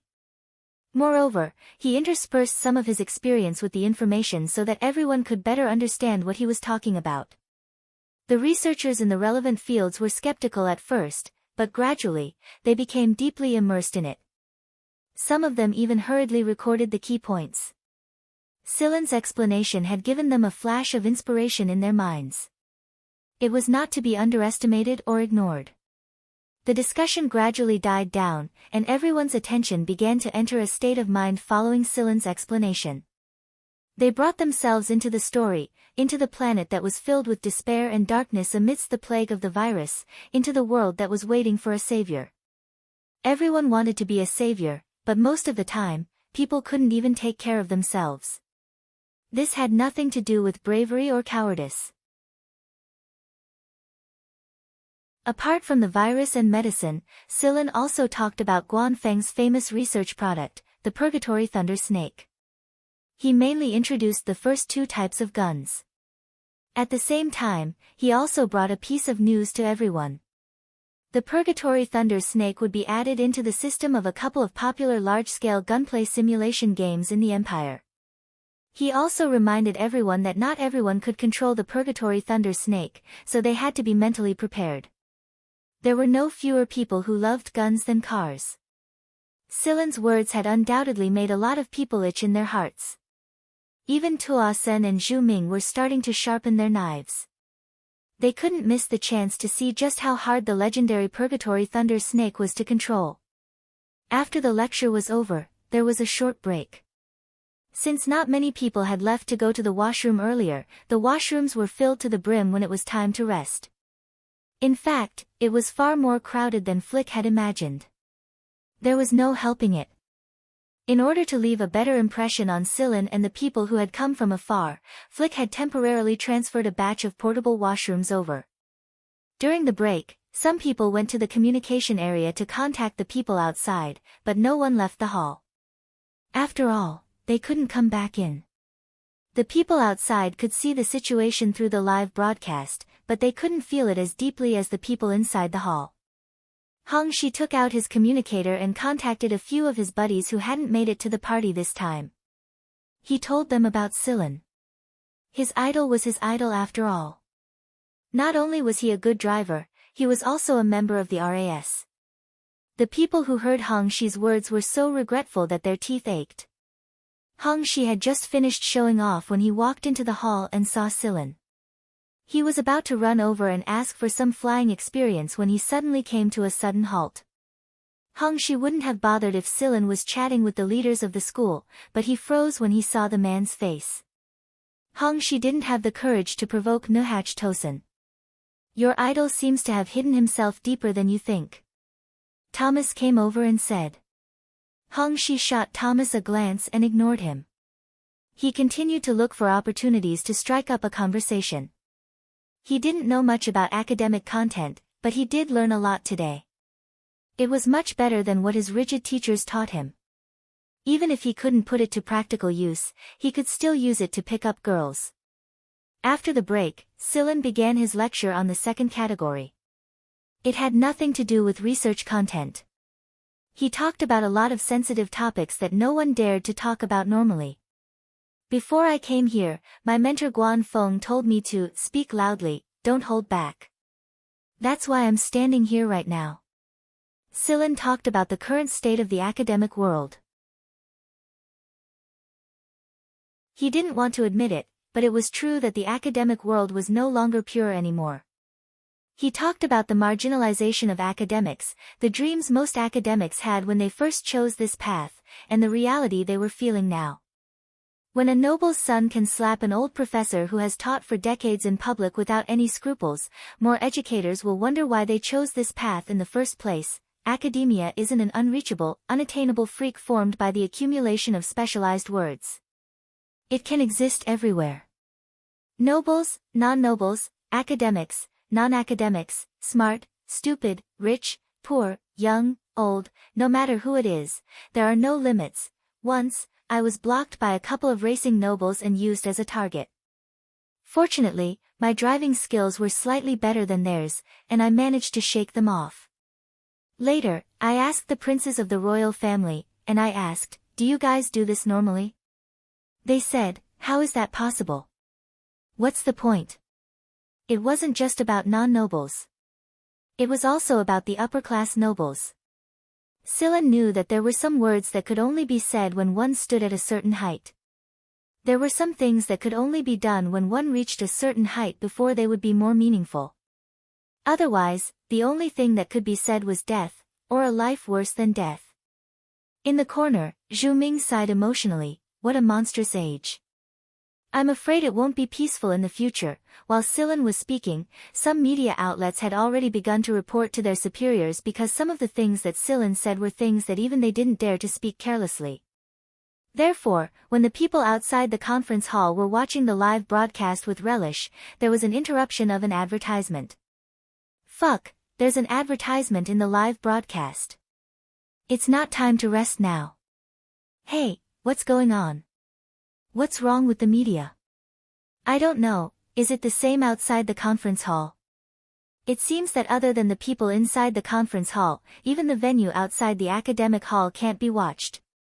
Many people began to complain to the media, but they found that there was only a sweet, unhurried human service voice that kept repeating. Many people were so angry that they directly smashed their communicators. Some people went to inquire as nobles, but they were blocked. Gradually, everyone found that things didn't seem to be so simple. The academic hall had been cut off from the outside world, but deafening applause resounded again and again. The civil summit regarding the zebra virus had brought the empire to a climax, and today, a historic lecture had been held in the largest academic hall in San Colombo. Perhaps after the lecture, people would forget about Silen and the lecture for a few years, a few decades, or even longer. However, every detail of the lecture had been recorded in the Hall of Fame. It was so that everyone who came to listen to the lecture would know that a lecture had taken place here. The applause didn't stop. The second category didn't last too long, but he mentioned a lot of people, including the seemingly mischievous but stubborn Naimi. It was just that Sillin didn't mention any of them by name. Those who were familiar with Sillin might be able to match their names with each other, but the main point was that this speech had given both nobles and non-nobles a clearer understanding. After the second category was over, Sillin turned down Flick's offer of a break and went straight to the third category, interactive questions. There were a lot of questions. In fact, the questioners almost started arguing with each other. Sillin would give a certain amount of explanation to everyone's questions.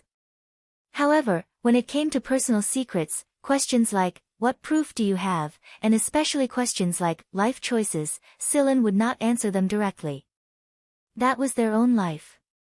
If they themselves did not understand it, then why would Sillin mention it? Moreover, now was not the time to mention these things.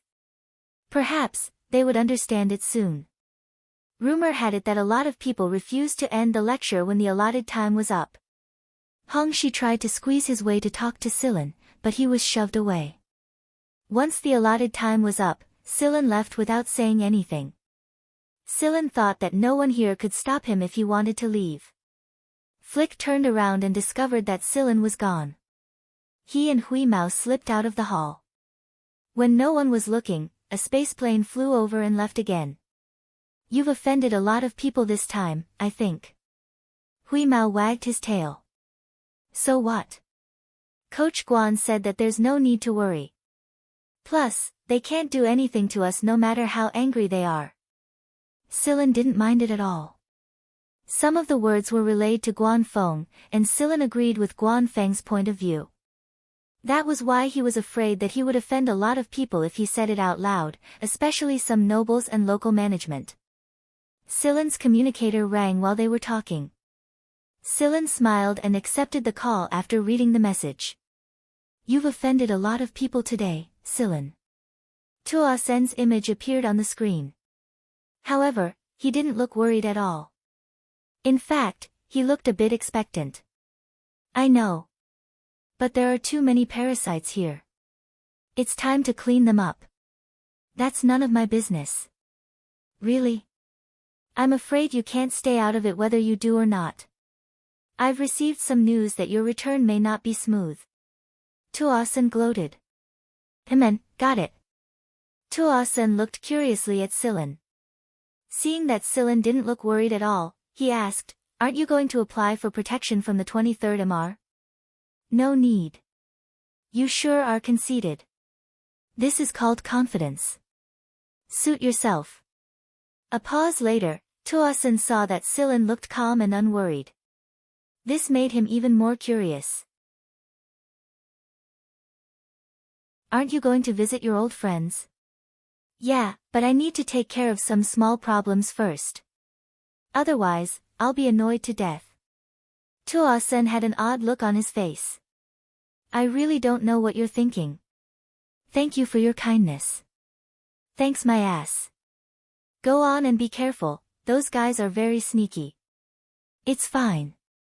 They won't let them go back." After ending the call, Tuo Sen fell into deep thought.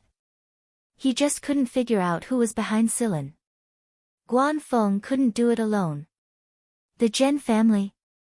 The Zhen family wouldn't be directly involved in this.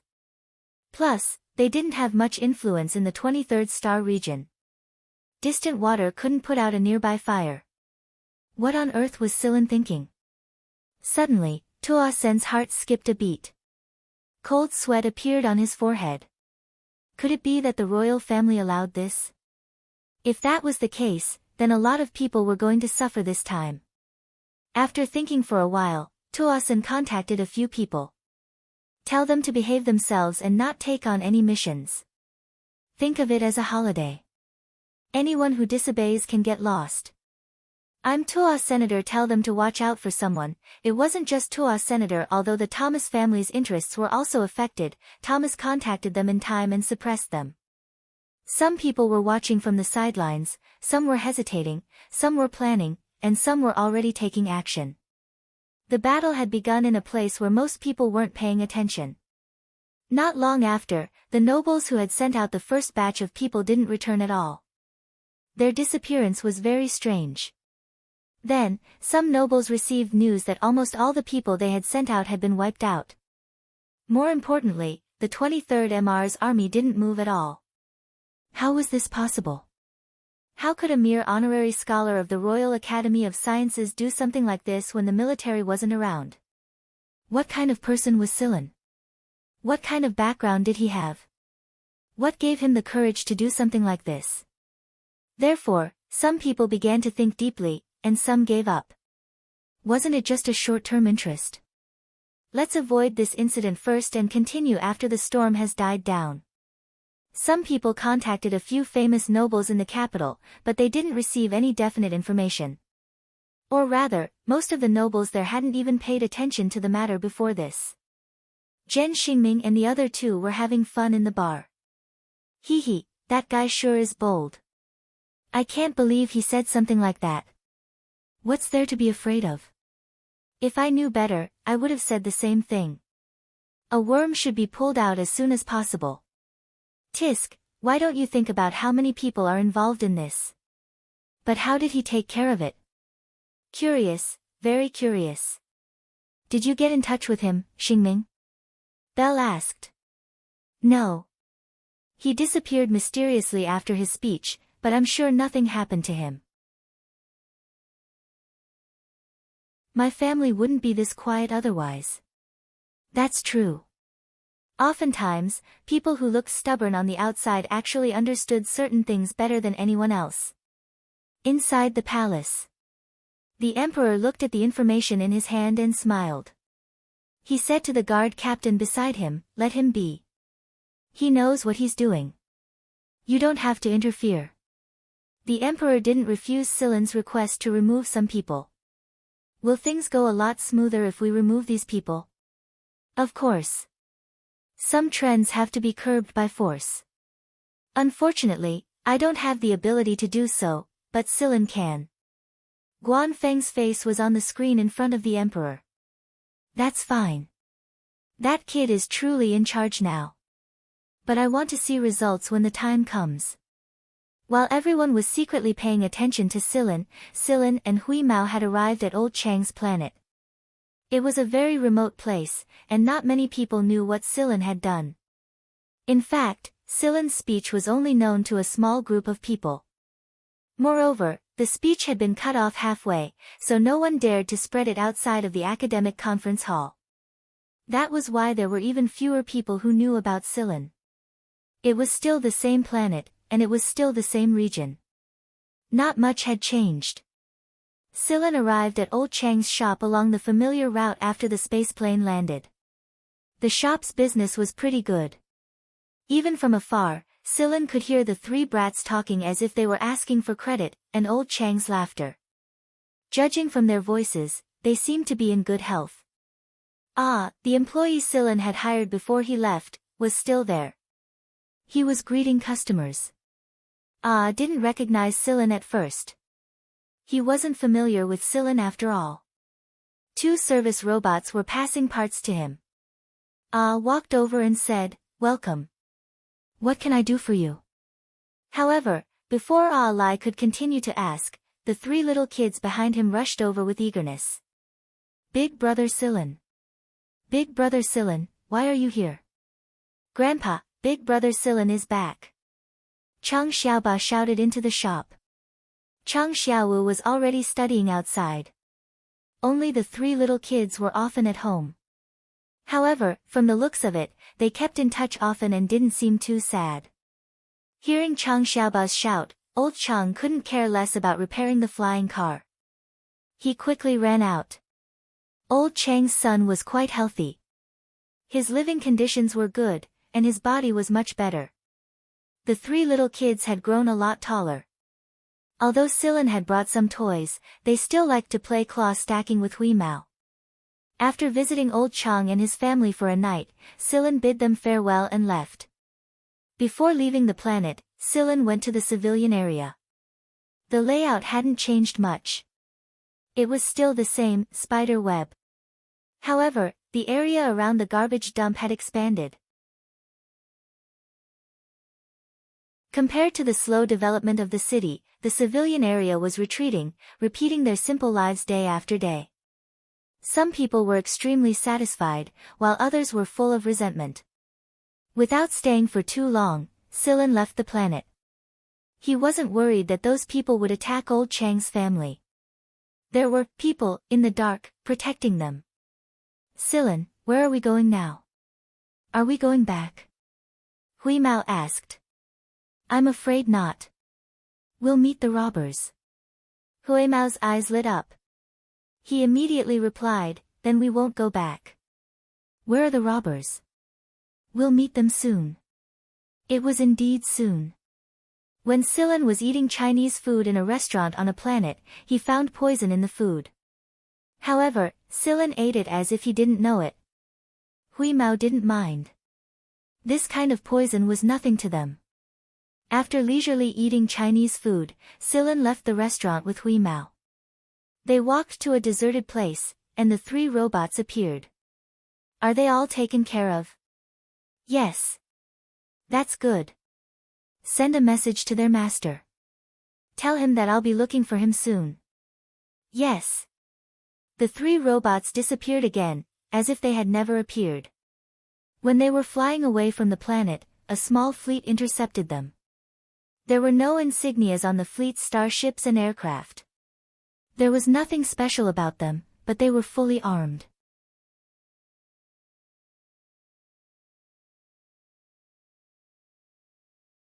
Chapter 309. The other party had no intention of negotiating and opened fire as soon as they arrived. However, before they could open fire, Silen's spaceplane turned invisible.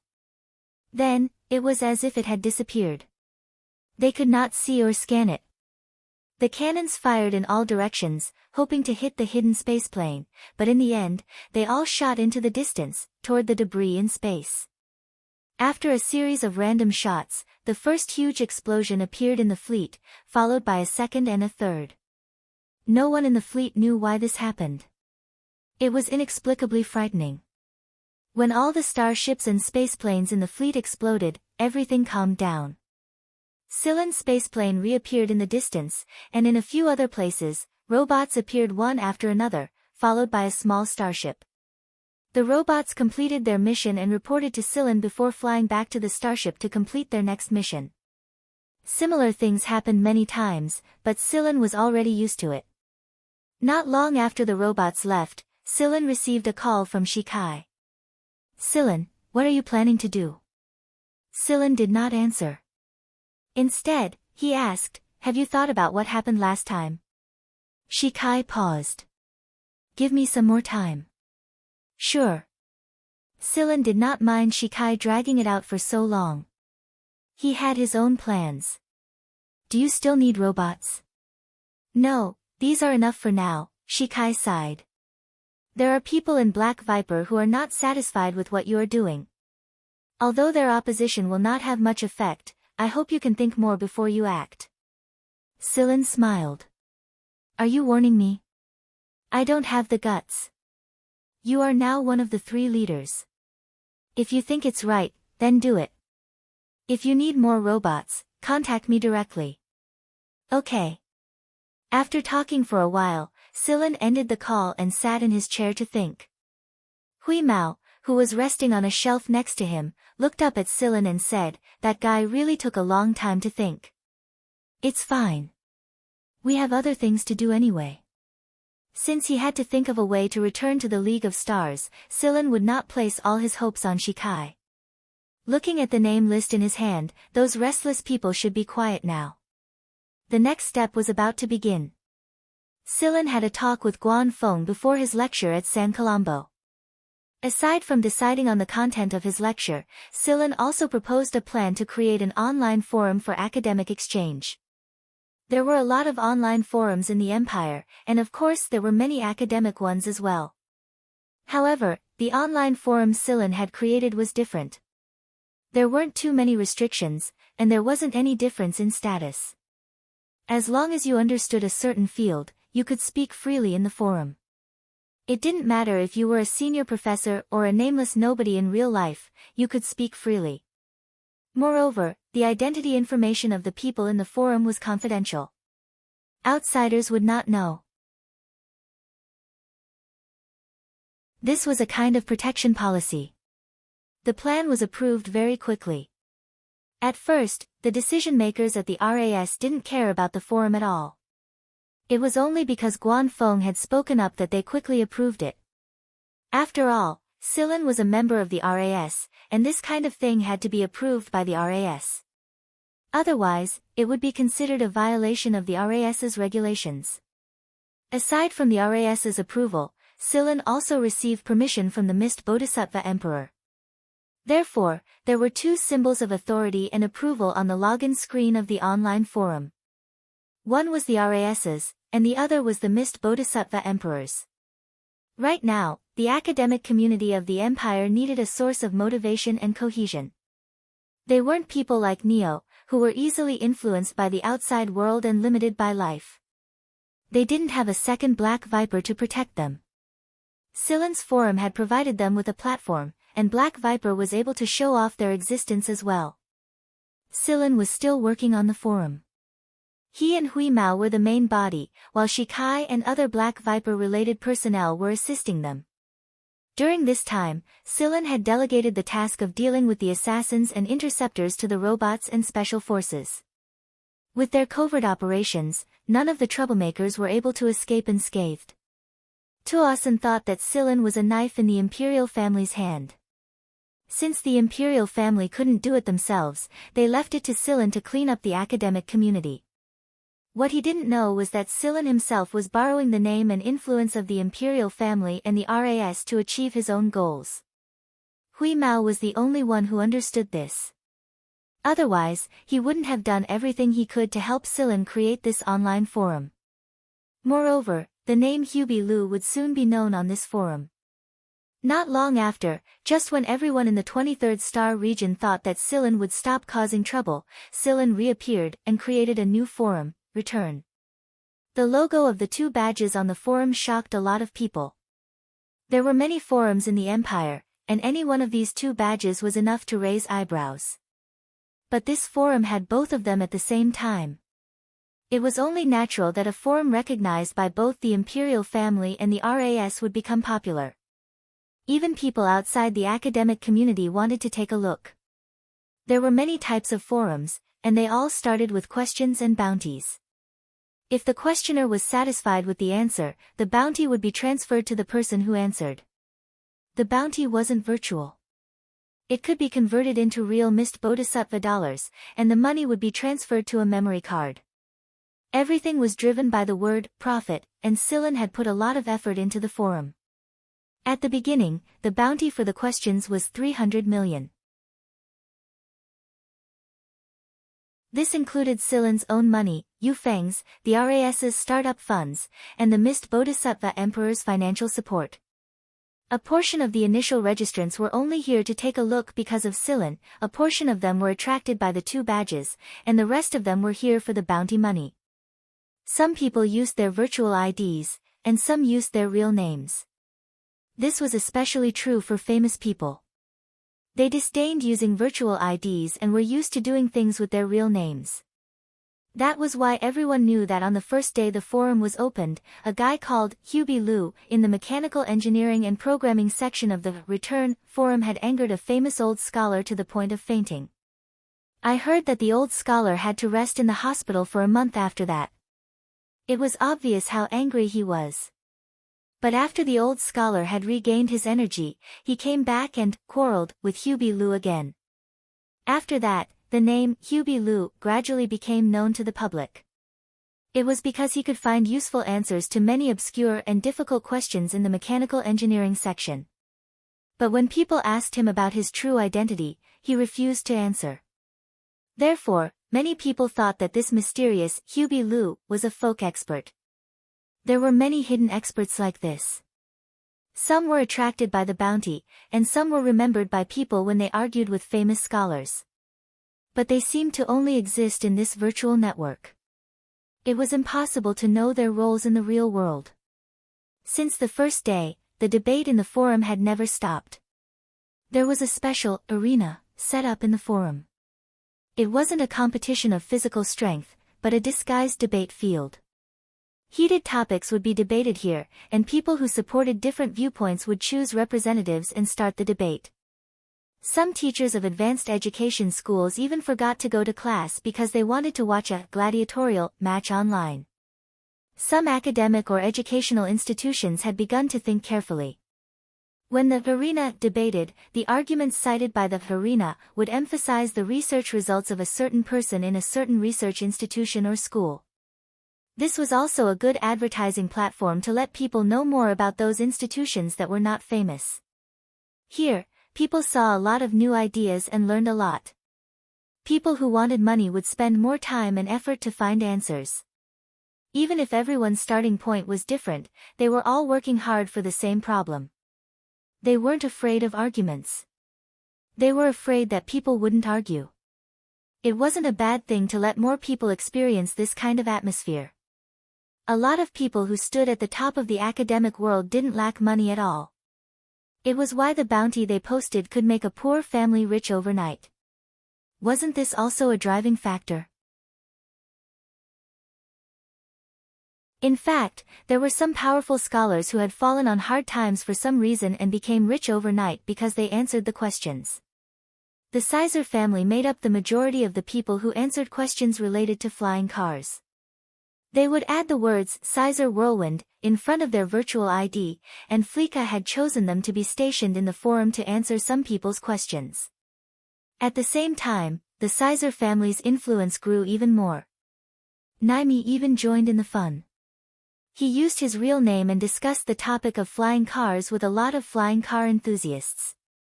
Gradually, everyone realized that the noble young master of the Sizer family wasn't just for show. He was very knowledgeable in the field of flying cars, and although he wasn't completely knowledgeable, it was enough to change a lot of people's impressions of him.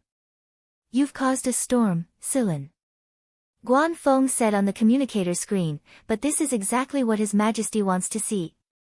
Up until now, the debate on this free forum had overturned 3 previously recognized theories, and there were a few more that were still being debated. The academic world was in an uproar right now. Silin shot a glance at Hui Mao, who was squatting next to the microcomputer and wrestling with someone on the forum. He smiled but didn't answer. Hui Mao had been very cocky lately because he had angered a couple of famous professors to the point of fainting. Of course, a lot of famous people had come to him for advice, including the ones who had been infuriated to the point of lying on the ground a couple of times. But every time they were pissed off by Hui Mao, they would come back to him again. It was a kind of acknowledgement, but they were too embarrassed to say it out loud. The name Hubie Liu was known to the public on this virtual platform. It was a place where he could show off all his talents other than being an idiot and a glutton to his heart's content. He lived in this virtual world without any scruples. Besides Hui Mao, some people from Black Viper had also come into contact with this forum. But before that, Silin told them that there were some things they couldn't expose. The 3 publicly recognized theories were overturned in a wrestling match between Neo and a couple of honorary scholars and an academician of the RAS. That was why the dean of the RAS looked terrible as of late. He looked like he wanted nothing more than to drag Silin over and give him a good scolding. Silin himself had benefited a lot from other people's knowledge as well. He had a name list in his hands while absorbing the thoughts and knowledge of all parties. If there were no surprises, some of the people on this name list would be able to help him open a path to return.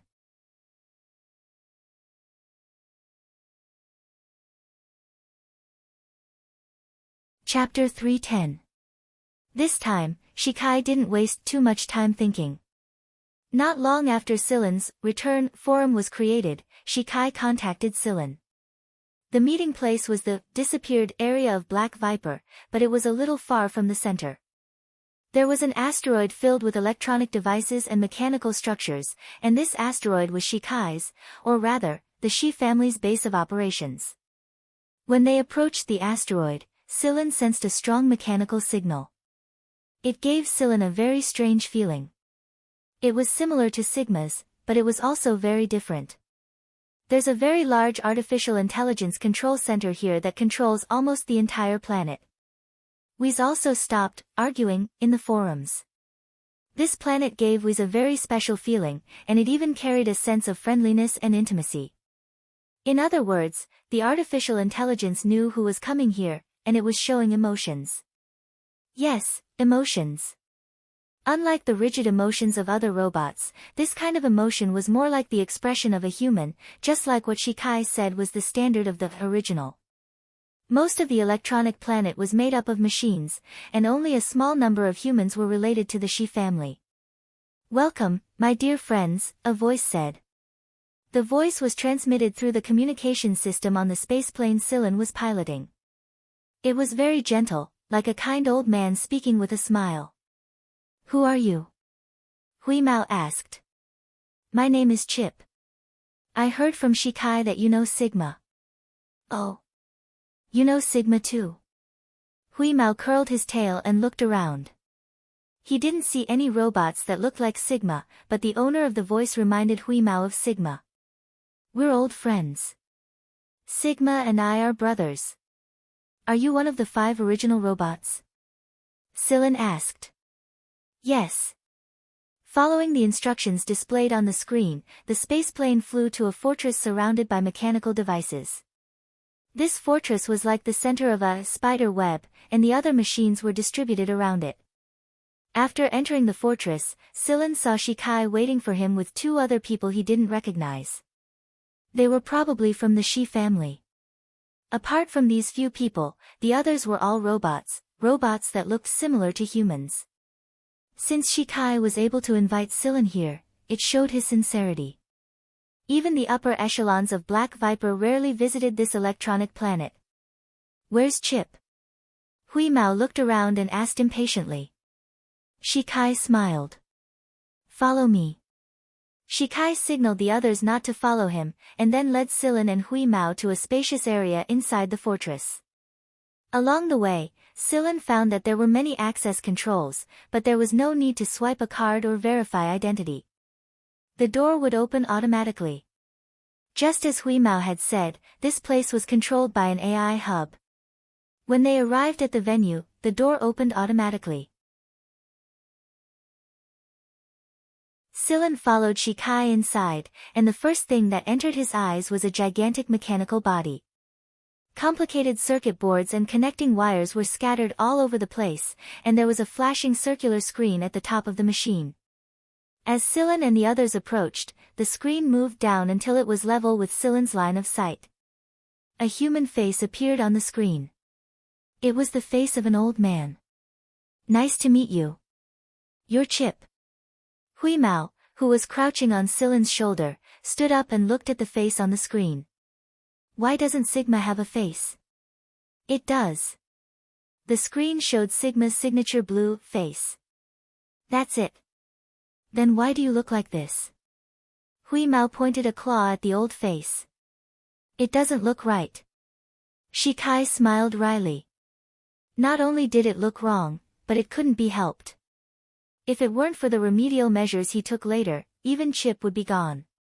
This time, Shikai didn't say too much.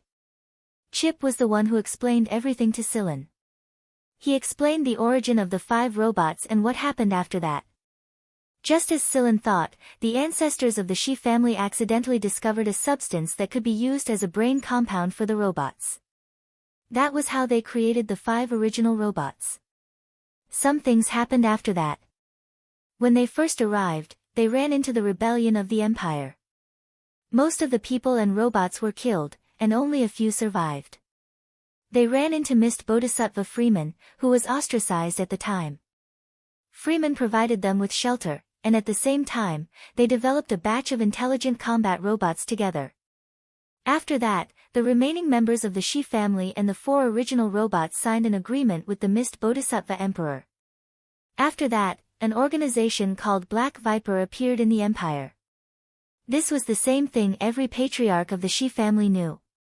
Shikai knew this as well. However, there was one thing he didn't know: there were only 4 robots when they met Freeman. As for why, no one knew the answer even now. There were many things that were still a mystery. Silen also noticed this problem. Why were there only 4 original robots when we met His Highness Freeman? Chip paused for a moment before sighing. Later on, our master erased a part of our memories. We don't know what that memory was. The only thing I remember is that our master said it was to protect the Shi family. The robot that disappeared it was Sigma, Chip answered. Sillin looked down. If it was Sigma, then the erased memory was probably about how Sigma was sent to the League of Stars. Moreover, the Shi family had concealed the technology they knew about the technology that allowed them to travel between 2 major star systems. So, where did you meet Sigma? Perhaps these are the memories that were erased, Chip asked anxiously. It had been wondering about this for almost 1,000 years. When Shikai finally told it about Sigma, it made him agree to Sillin's request immediately. Originally, Sillin had come here to lay his cards on the table, but he didn't know that the Shi family didn't belong to the Mist Bodhisattva Empire at all. Or rather, they knew about it in the first place, but their memories were erased later on. Seeing Sillin's hesitation, Chip added, not all of the original robots had their memories erased. I don't know if Sigma's memories were erased or not, but I'm sure Moon didn't. Of the 5 of us, Sigma is the most innocent, and Moon is the best at playing dumb. I didn't find out until later that Moon's memories weren't erased like the rest of us. Moon wasn't one of the 2 destroyed original robots, but he had been in a special state since a long time ago. In order to understand the complex substance in the brain, the Shi family's descendants had destroyed 2 original robots, and Chip had almost been crippled as well. He wouldn't have ended up like this if he hadn't made amends later on. After Chip's accident, Moon went into forced hibernation. No one could wake him up, and Chip forbade the Shi family's descendants from using him for research. Even if he couldn't create another original robot, he wouldn't allow them to destroy him. Before Moon went into forced hibernation, he had chatted with Chip for a while. It was then that Chip realized that Moon knew a lot more than they did. It was because he knew how to play dumb that he was able to keep more secrets, which was why his master was willing to share them with him. Not even the Shi family could force Moon to be used for research. Many people had tried to wake him up, but to no avail, including Chip himself. It was as if Moon had sealed himself away from the outside world and refused to communicate with the outside world. Where is Moon? Sillin asked. Moon has been in forced hibernation for more than 700 years. A light screen appeared in front of them after Chip's voice was heard. It was a robot that looked similar to Sigma, but it was lying quietly on the ground without any reaction. Sillin was wondering if he should try to wake Moon up. Maybe he could learn the secret technology from Moon, but Shikai interrupted his train of thought. What Shikai cared about the most wasn't what Sigma did all those years ago, but how to create the original robots. Moreover, he didn't think that Sillin could wake Moon up. Sillin, do you think it's possible to recreate the original robots? Shikai asked. Sillin frowned as he stared at Chip's huge body. I want to know what the complex substance in the brain is. Shikai shook his head. Like I said, we haven't been able to figure it out for nearly 1,000 years. Even the 2.5 original robots that we sacrificed only know part of it. Shikai nodded at Chip, and an image appeared on the screen. It was a spherical crystal, but it was not a solid sphere. It had a core, and there were countless branches extending from this core. Each branch was strangely shaped, and they were very complicated thin crystal columns. These thin crystal columns seemed to be covering the core with a thick layer of fluff. Sillin's face twitched when he saw the image. Hui Mao also shook his beard. Shikai was shocked when he noticed Sillin and Hui Mao's strange reactions. Have you seen this before, Sillin? Sillin was distressed. How should he put it? Why is it here? I've seen it before, but it's been used up. I'm afraid it'll be difficult to find it again. It's used up. Shikai felt his boiling blood turn cold. He then asked, was it used on robots? Where are they now? Sillin shook his head and said nothing. Hui Mao was staring at Shikai with hostility. He had already destroyed 2.5 original robots, and now he was plotting against Cheto. Right now, Sillin was worried that Shikai was right. If Shikai's words were true, then Cheto's mind might stretch even further than he expected. He had left the League of Stars for such a long time. Would Cheto's development go astray? If he did, then it was very likely that he would create a robot storm. Shikai was about to ask more questions, but Chip stopped him. Shikai might not be able to sense Huemao's hostility clearly, but Chip did. Therefore, he changed the topic. You can try to awaken you if you want to know more. If you can't, there's not much we can do to help. Sillin nodded. Let's give it a try. We can only start with it. Chip opened a door, and inside was Moon, who had been forced to hibernate. At first glance, he looked similar to Sigma, but the color was a little different. Other than that, there wasn't much difference. Unlike humans, who could still feel the aura of life when they were in hibernation, this kind of robot was like an antique that had been hidden from the world for a long time, quietly staying there without any signs of life. I brought 2 friends with me. They said they've seen Sigma before. Chip's voice was full of emotion. Several hundred years had passed, and Chip was now the only one of the 5 brothers who was still guarding this place. The other 4 were either destroyed, missing, or in hibernation. Even though they were not real humans, their thoughts and emotions were similar to those of humans. They would still feel sad and nostalgic, but as time passed, they would also feel helpless. Moon didn't react to Chip's words, just like before. Shikai watched from the side. He still didn't hold out much hope. If it was possible, the Shi family would have awakened it a long time ago. There was no need to wait until now. It was as if Yu was refusing to awaken or anyone. Shikai had always wondered if the ancestors of the original robots had scared him off when they experimented on them. That was why he had sealed himself away. Are robots that emotionally fragile? Sillin didn't say anything. He flicked Huemao's ear and nodded at Yu with his chin. Huimao jumped off Sillin's shoulder and circled around Yu once. Then, it ran up to Yu's head and patted it with its paw. It was a soundless conversation. They were communicating in machine language, just like the one Huimao used to communicate with Sigma. Although it was soundless, Shikai could sense some of it. He couldn't understand it completely. Chip's eyes grew brighter and brighter, and every now and then, a complicated emotion flashed across his face. Huimao was talking to Yu in a special machine language. It was all about Sigma, but it didn't mention that they were from the League of Stars. Chip could understand it, so he couldn't say too much for now. As Huimao spoke, Chip sensed that Yu was sending him a weak feedback. However, it was all for Huimao, so he didn't know what Yu was sending him. After the weak feedback, the machine's signal grew stronger. Even Shikai could sense that the robot was slowly coming back to life. When the blue light flashed, Sillin knew that Huimao had succeeded. Sure enough, whether it was a human or a robot, they needed to be moved by emotions and reason. Otherwise, it would continue to play dumb and act like it didn't know anything. The blue light grew stronger and stronger. After a few changes, Yu suddenly jumped a few meters away. Then, a childish voice filled with confusion and fear rang out, Who are you? On the round screen, Chip's old face stiffened. Yu was playing dumb again.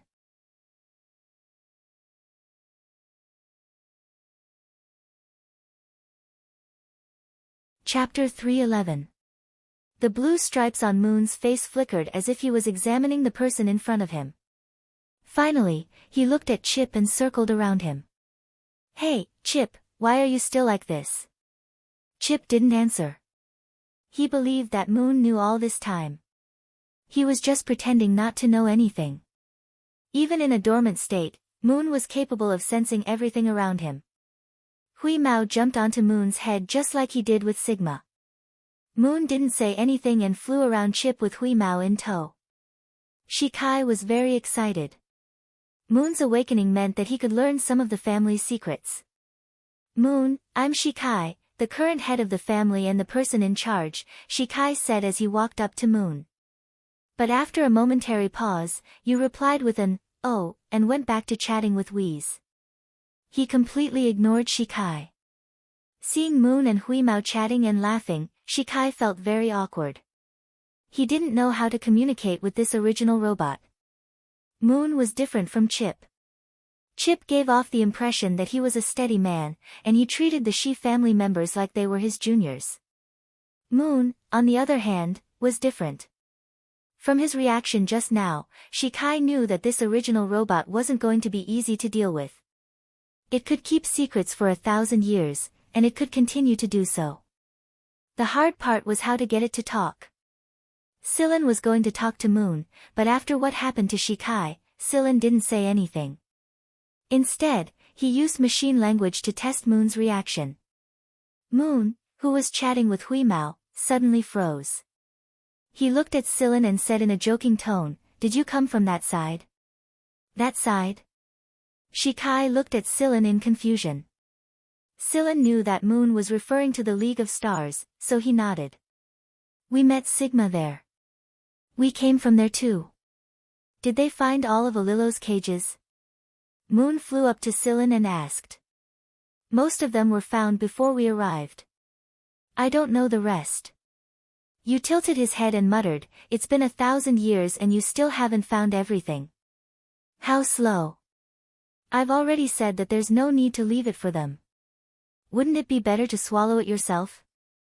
Shikai didn't interrupt. He knew that Yu and Silen were talking about secrets that the Shi family didn't know about. "Did your master leave it there on purpose?" Silen asked. "Yeah. Back then, the Shi family was outnumbered and killed all those who had bad intentions. Some of the things left behind by those bad guys were left behind by master. He said that people shouldn't be too greedy. Besides, those things didn't belong to the Shi family in the first place." "Why?" "The things he left behind are all very rare treasures. Because the people of the Shi clan like to create, not be given. Things given by others will make them dependent. Moreover, as long as the people of the Shi clan are around, they can continue to create those things. Your master is very confident." This was what Silen thinks. It wasn't because the people of the Shi family were kind enough to leave those things behind. Rather, it was because they had a kind of self-confidence that they had solved a problem that countless people in the League of Stars thought was impossible. At that time, the 5 of us were watching The Myth of Creation, and were arguing about the story. Then, Master told us the plan. This was a game that we thought of together with Master. The 5 Olilos in The Myth of Creation represented different dreams: White Knight, Tear of God, Shortcut, God's Back Garden, and the Spell. The corresponding 5 things were left there. At the time, Master said that if we had time, we would see who would find the 5 Olilo in the end. But what we didn't expect was that he never made it back. Moon flew over to Chip's gigantic body, sat down on a cable, and swung back and forth like he was on a swing. If it were anyone else, they wouldn't have the guts to do this, and Chip wouldn't treat them like they were. But now, on the round screen, Chip's eyes were filled with nostalgia. Everything Moon did was spoil him like he was his younger brother. While swinging, Moon continued, "When we first arrived, the 5 of us always got together to bicker and argue, and Sigma was always the one who got bullied. One time, Sigma lost a bet, and Zoel told Sigma to go and see if anyone had found a shortcut, and that it could only come back to us if it found one. At the time, we were just joking.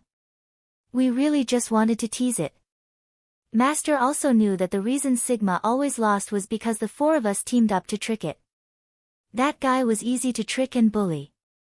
After the 4 of us egged him on, the master agreed to let Sigma go. He also promised to bring Sigma back from time to time for a reunion. Sigma hugged Master's arm and said that it was scared to go alone, so Master created Love Egg to accompany Sigma. Moon fell silent for a very long time.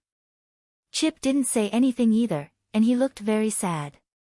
Silen knew that they didn't pick up Sigma because Sigma thought that it was because the shortcut wasn't activated. In fact, it didn't even consider the possibility that it was the other four who were toying with it. Later on, a war broke out. A lot of people died in it, and a lot of equipment, records, and talents were lost to the flames of war that spread across almost half of the mist Bodhisattva Empire. Master and a few others were lucky enough to escape the war zone, run into the Freeman, and seek shelter. However, we weren't able to bring Sigma back because the black box that opened the spatial link was lost in the chaos of that war. It was lost in the vast universe. We tried to make another one, but the loss of the records and talents made the mission even more difficult. We couldn't contact Sigma, and we couldn't make another one until Master passed away.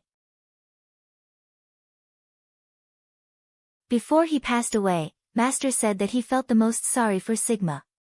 It was because he lied, but he didn't have the time to fix it. The four of us felt very guilty because we were the ones who created that lie, and the price we had to pay was that there was no second Sigma for us to bully. Master said that we were humans, but we had the bodies of robots, so we shouldn't think that we were different.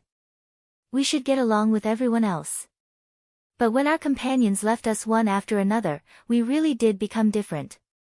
Master, Sigma, and some of the Shi family's acquaintances left one after another. In the end, we watched as the familiar faces disappeared, and the cycle continued. When the Shi family said that they wanted to research the original robot, Zoel was the first to volunteer. It was because Zoel felt very guilty and regretful that it was the cause of everything that happened to Sigma. Zoel didn't come back after that. Later, someone said that they wanted to continue researching the original robot, so Euryphia went over on her own. When Euryphia walked into the lab, she told us to take care. She never came out after that. You stared at Shikai.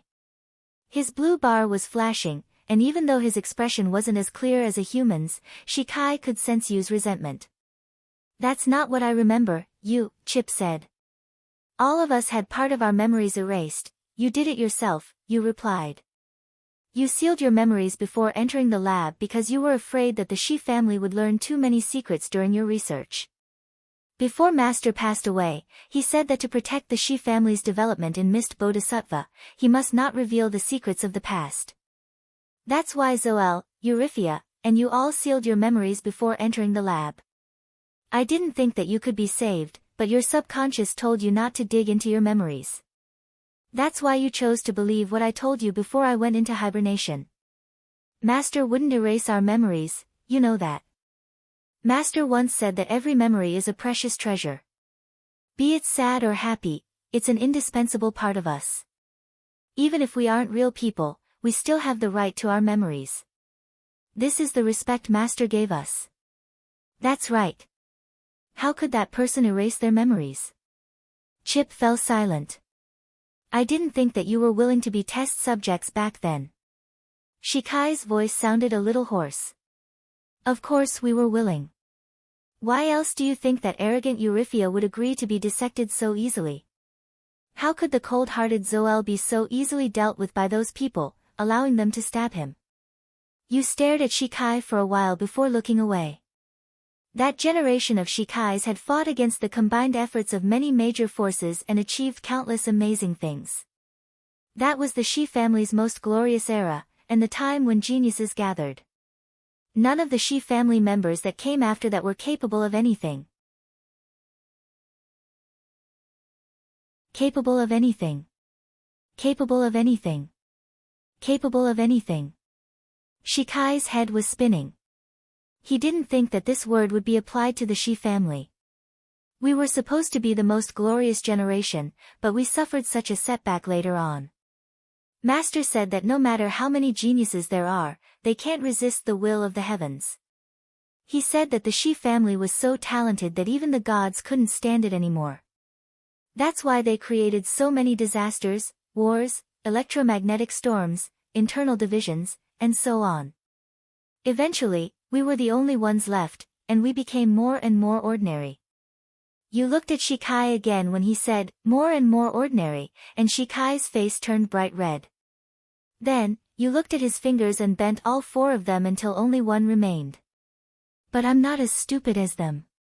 I have to wait for Sigma and keep more secrets. I can't let you useless people go to waste. Therefore, even if the She family members went into hibernation, they wouldn't automatically enter the lab to be studied. Shikai felt his face burning.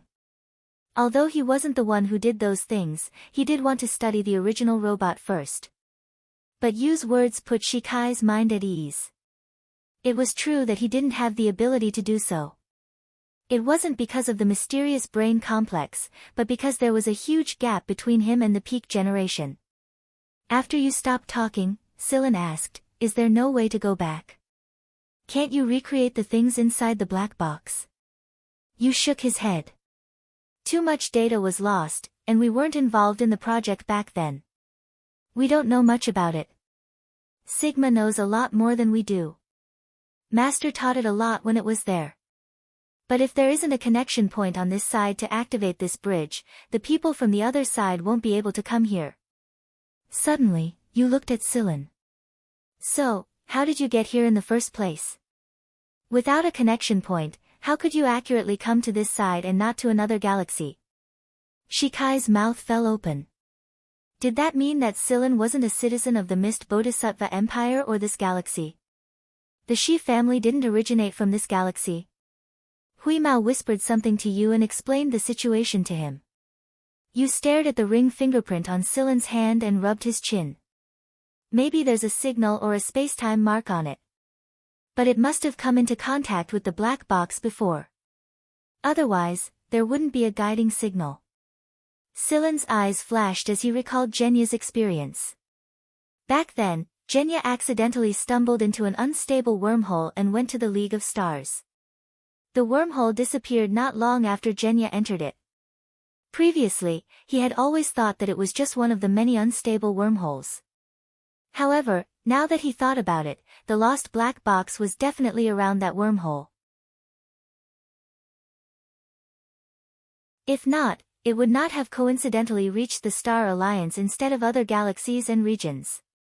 Yu spread his arms, jumped off the cable, and flew to Silen's side.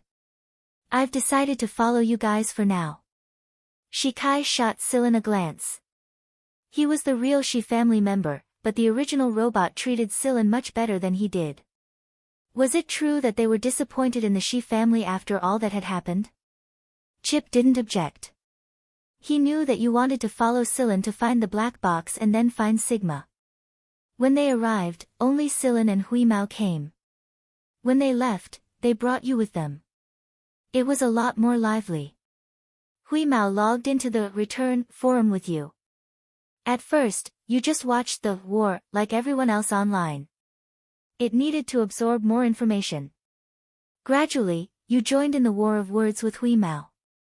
That day, a lot of people fainted from anger. When they were tired of the forum, you said he wanted to watch TV, so Silen gave him a microcomputer. Out of boredom, Huimao went to watch with you. But when it saw the video you selected, its whiskers trembled, and trembled again, and again. This robot was watching X-rated movies. What was shown on the screen was a scene of them kissing each other to the point of forgetting everything else. Then, it was the scene of the protagonists making love, moaning and moaning for a long time. Oh, I'm so shy. Ayue covered his face with his hands and looked embarrassed. Silen.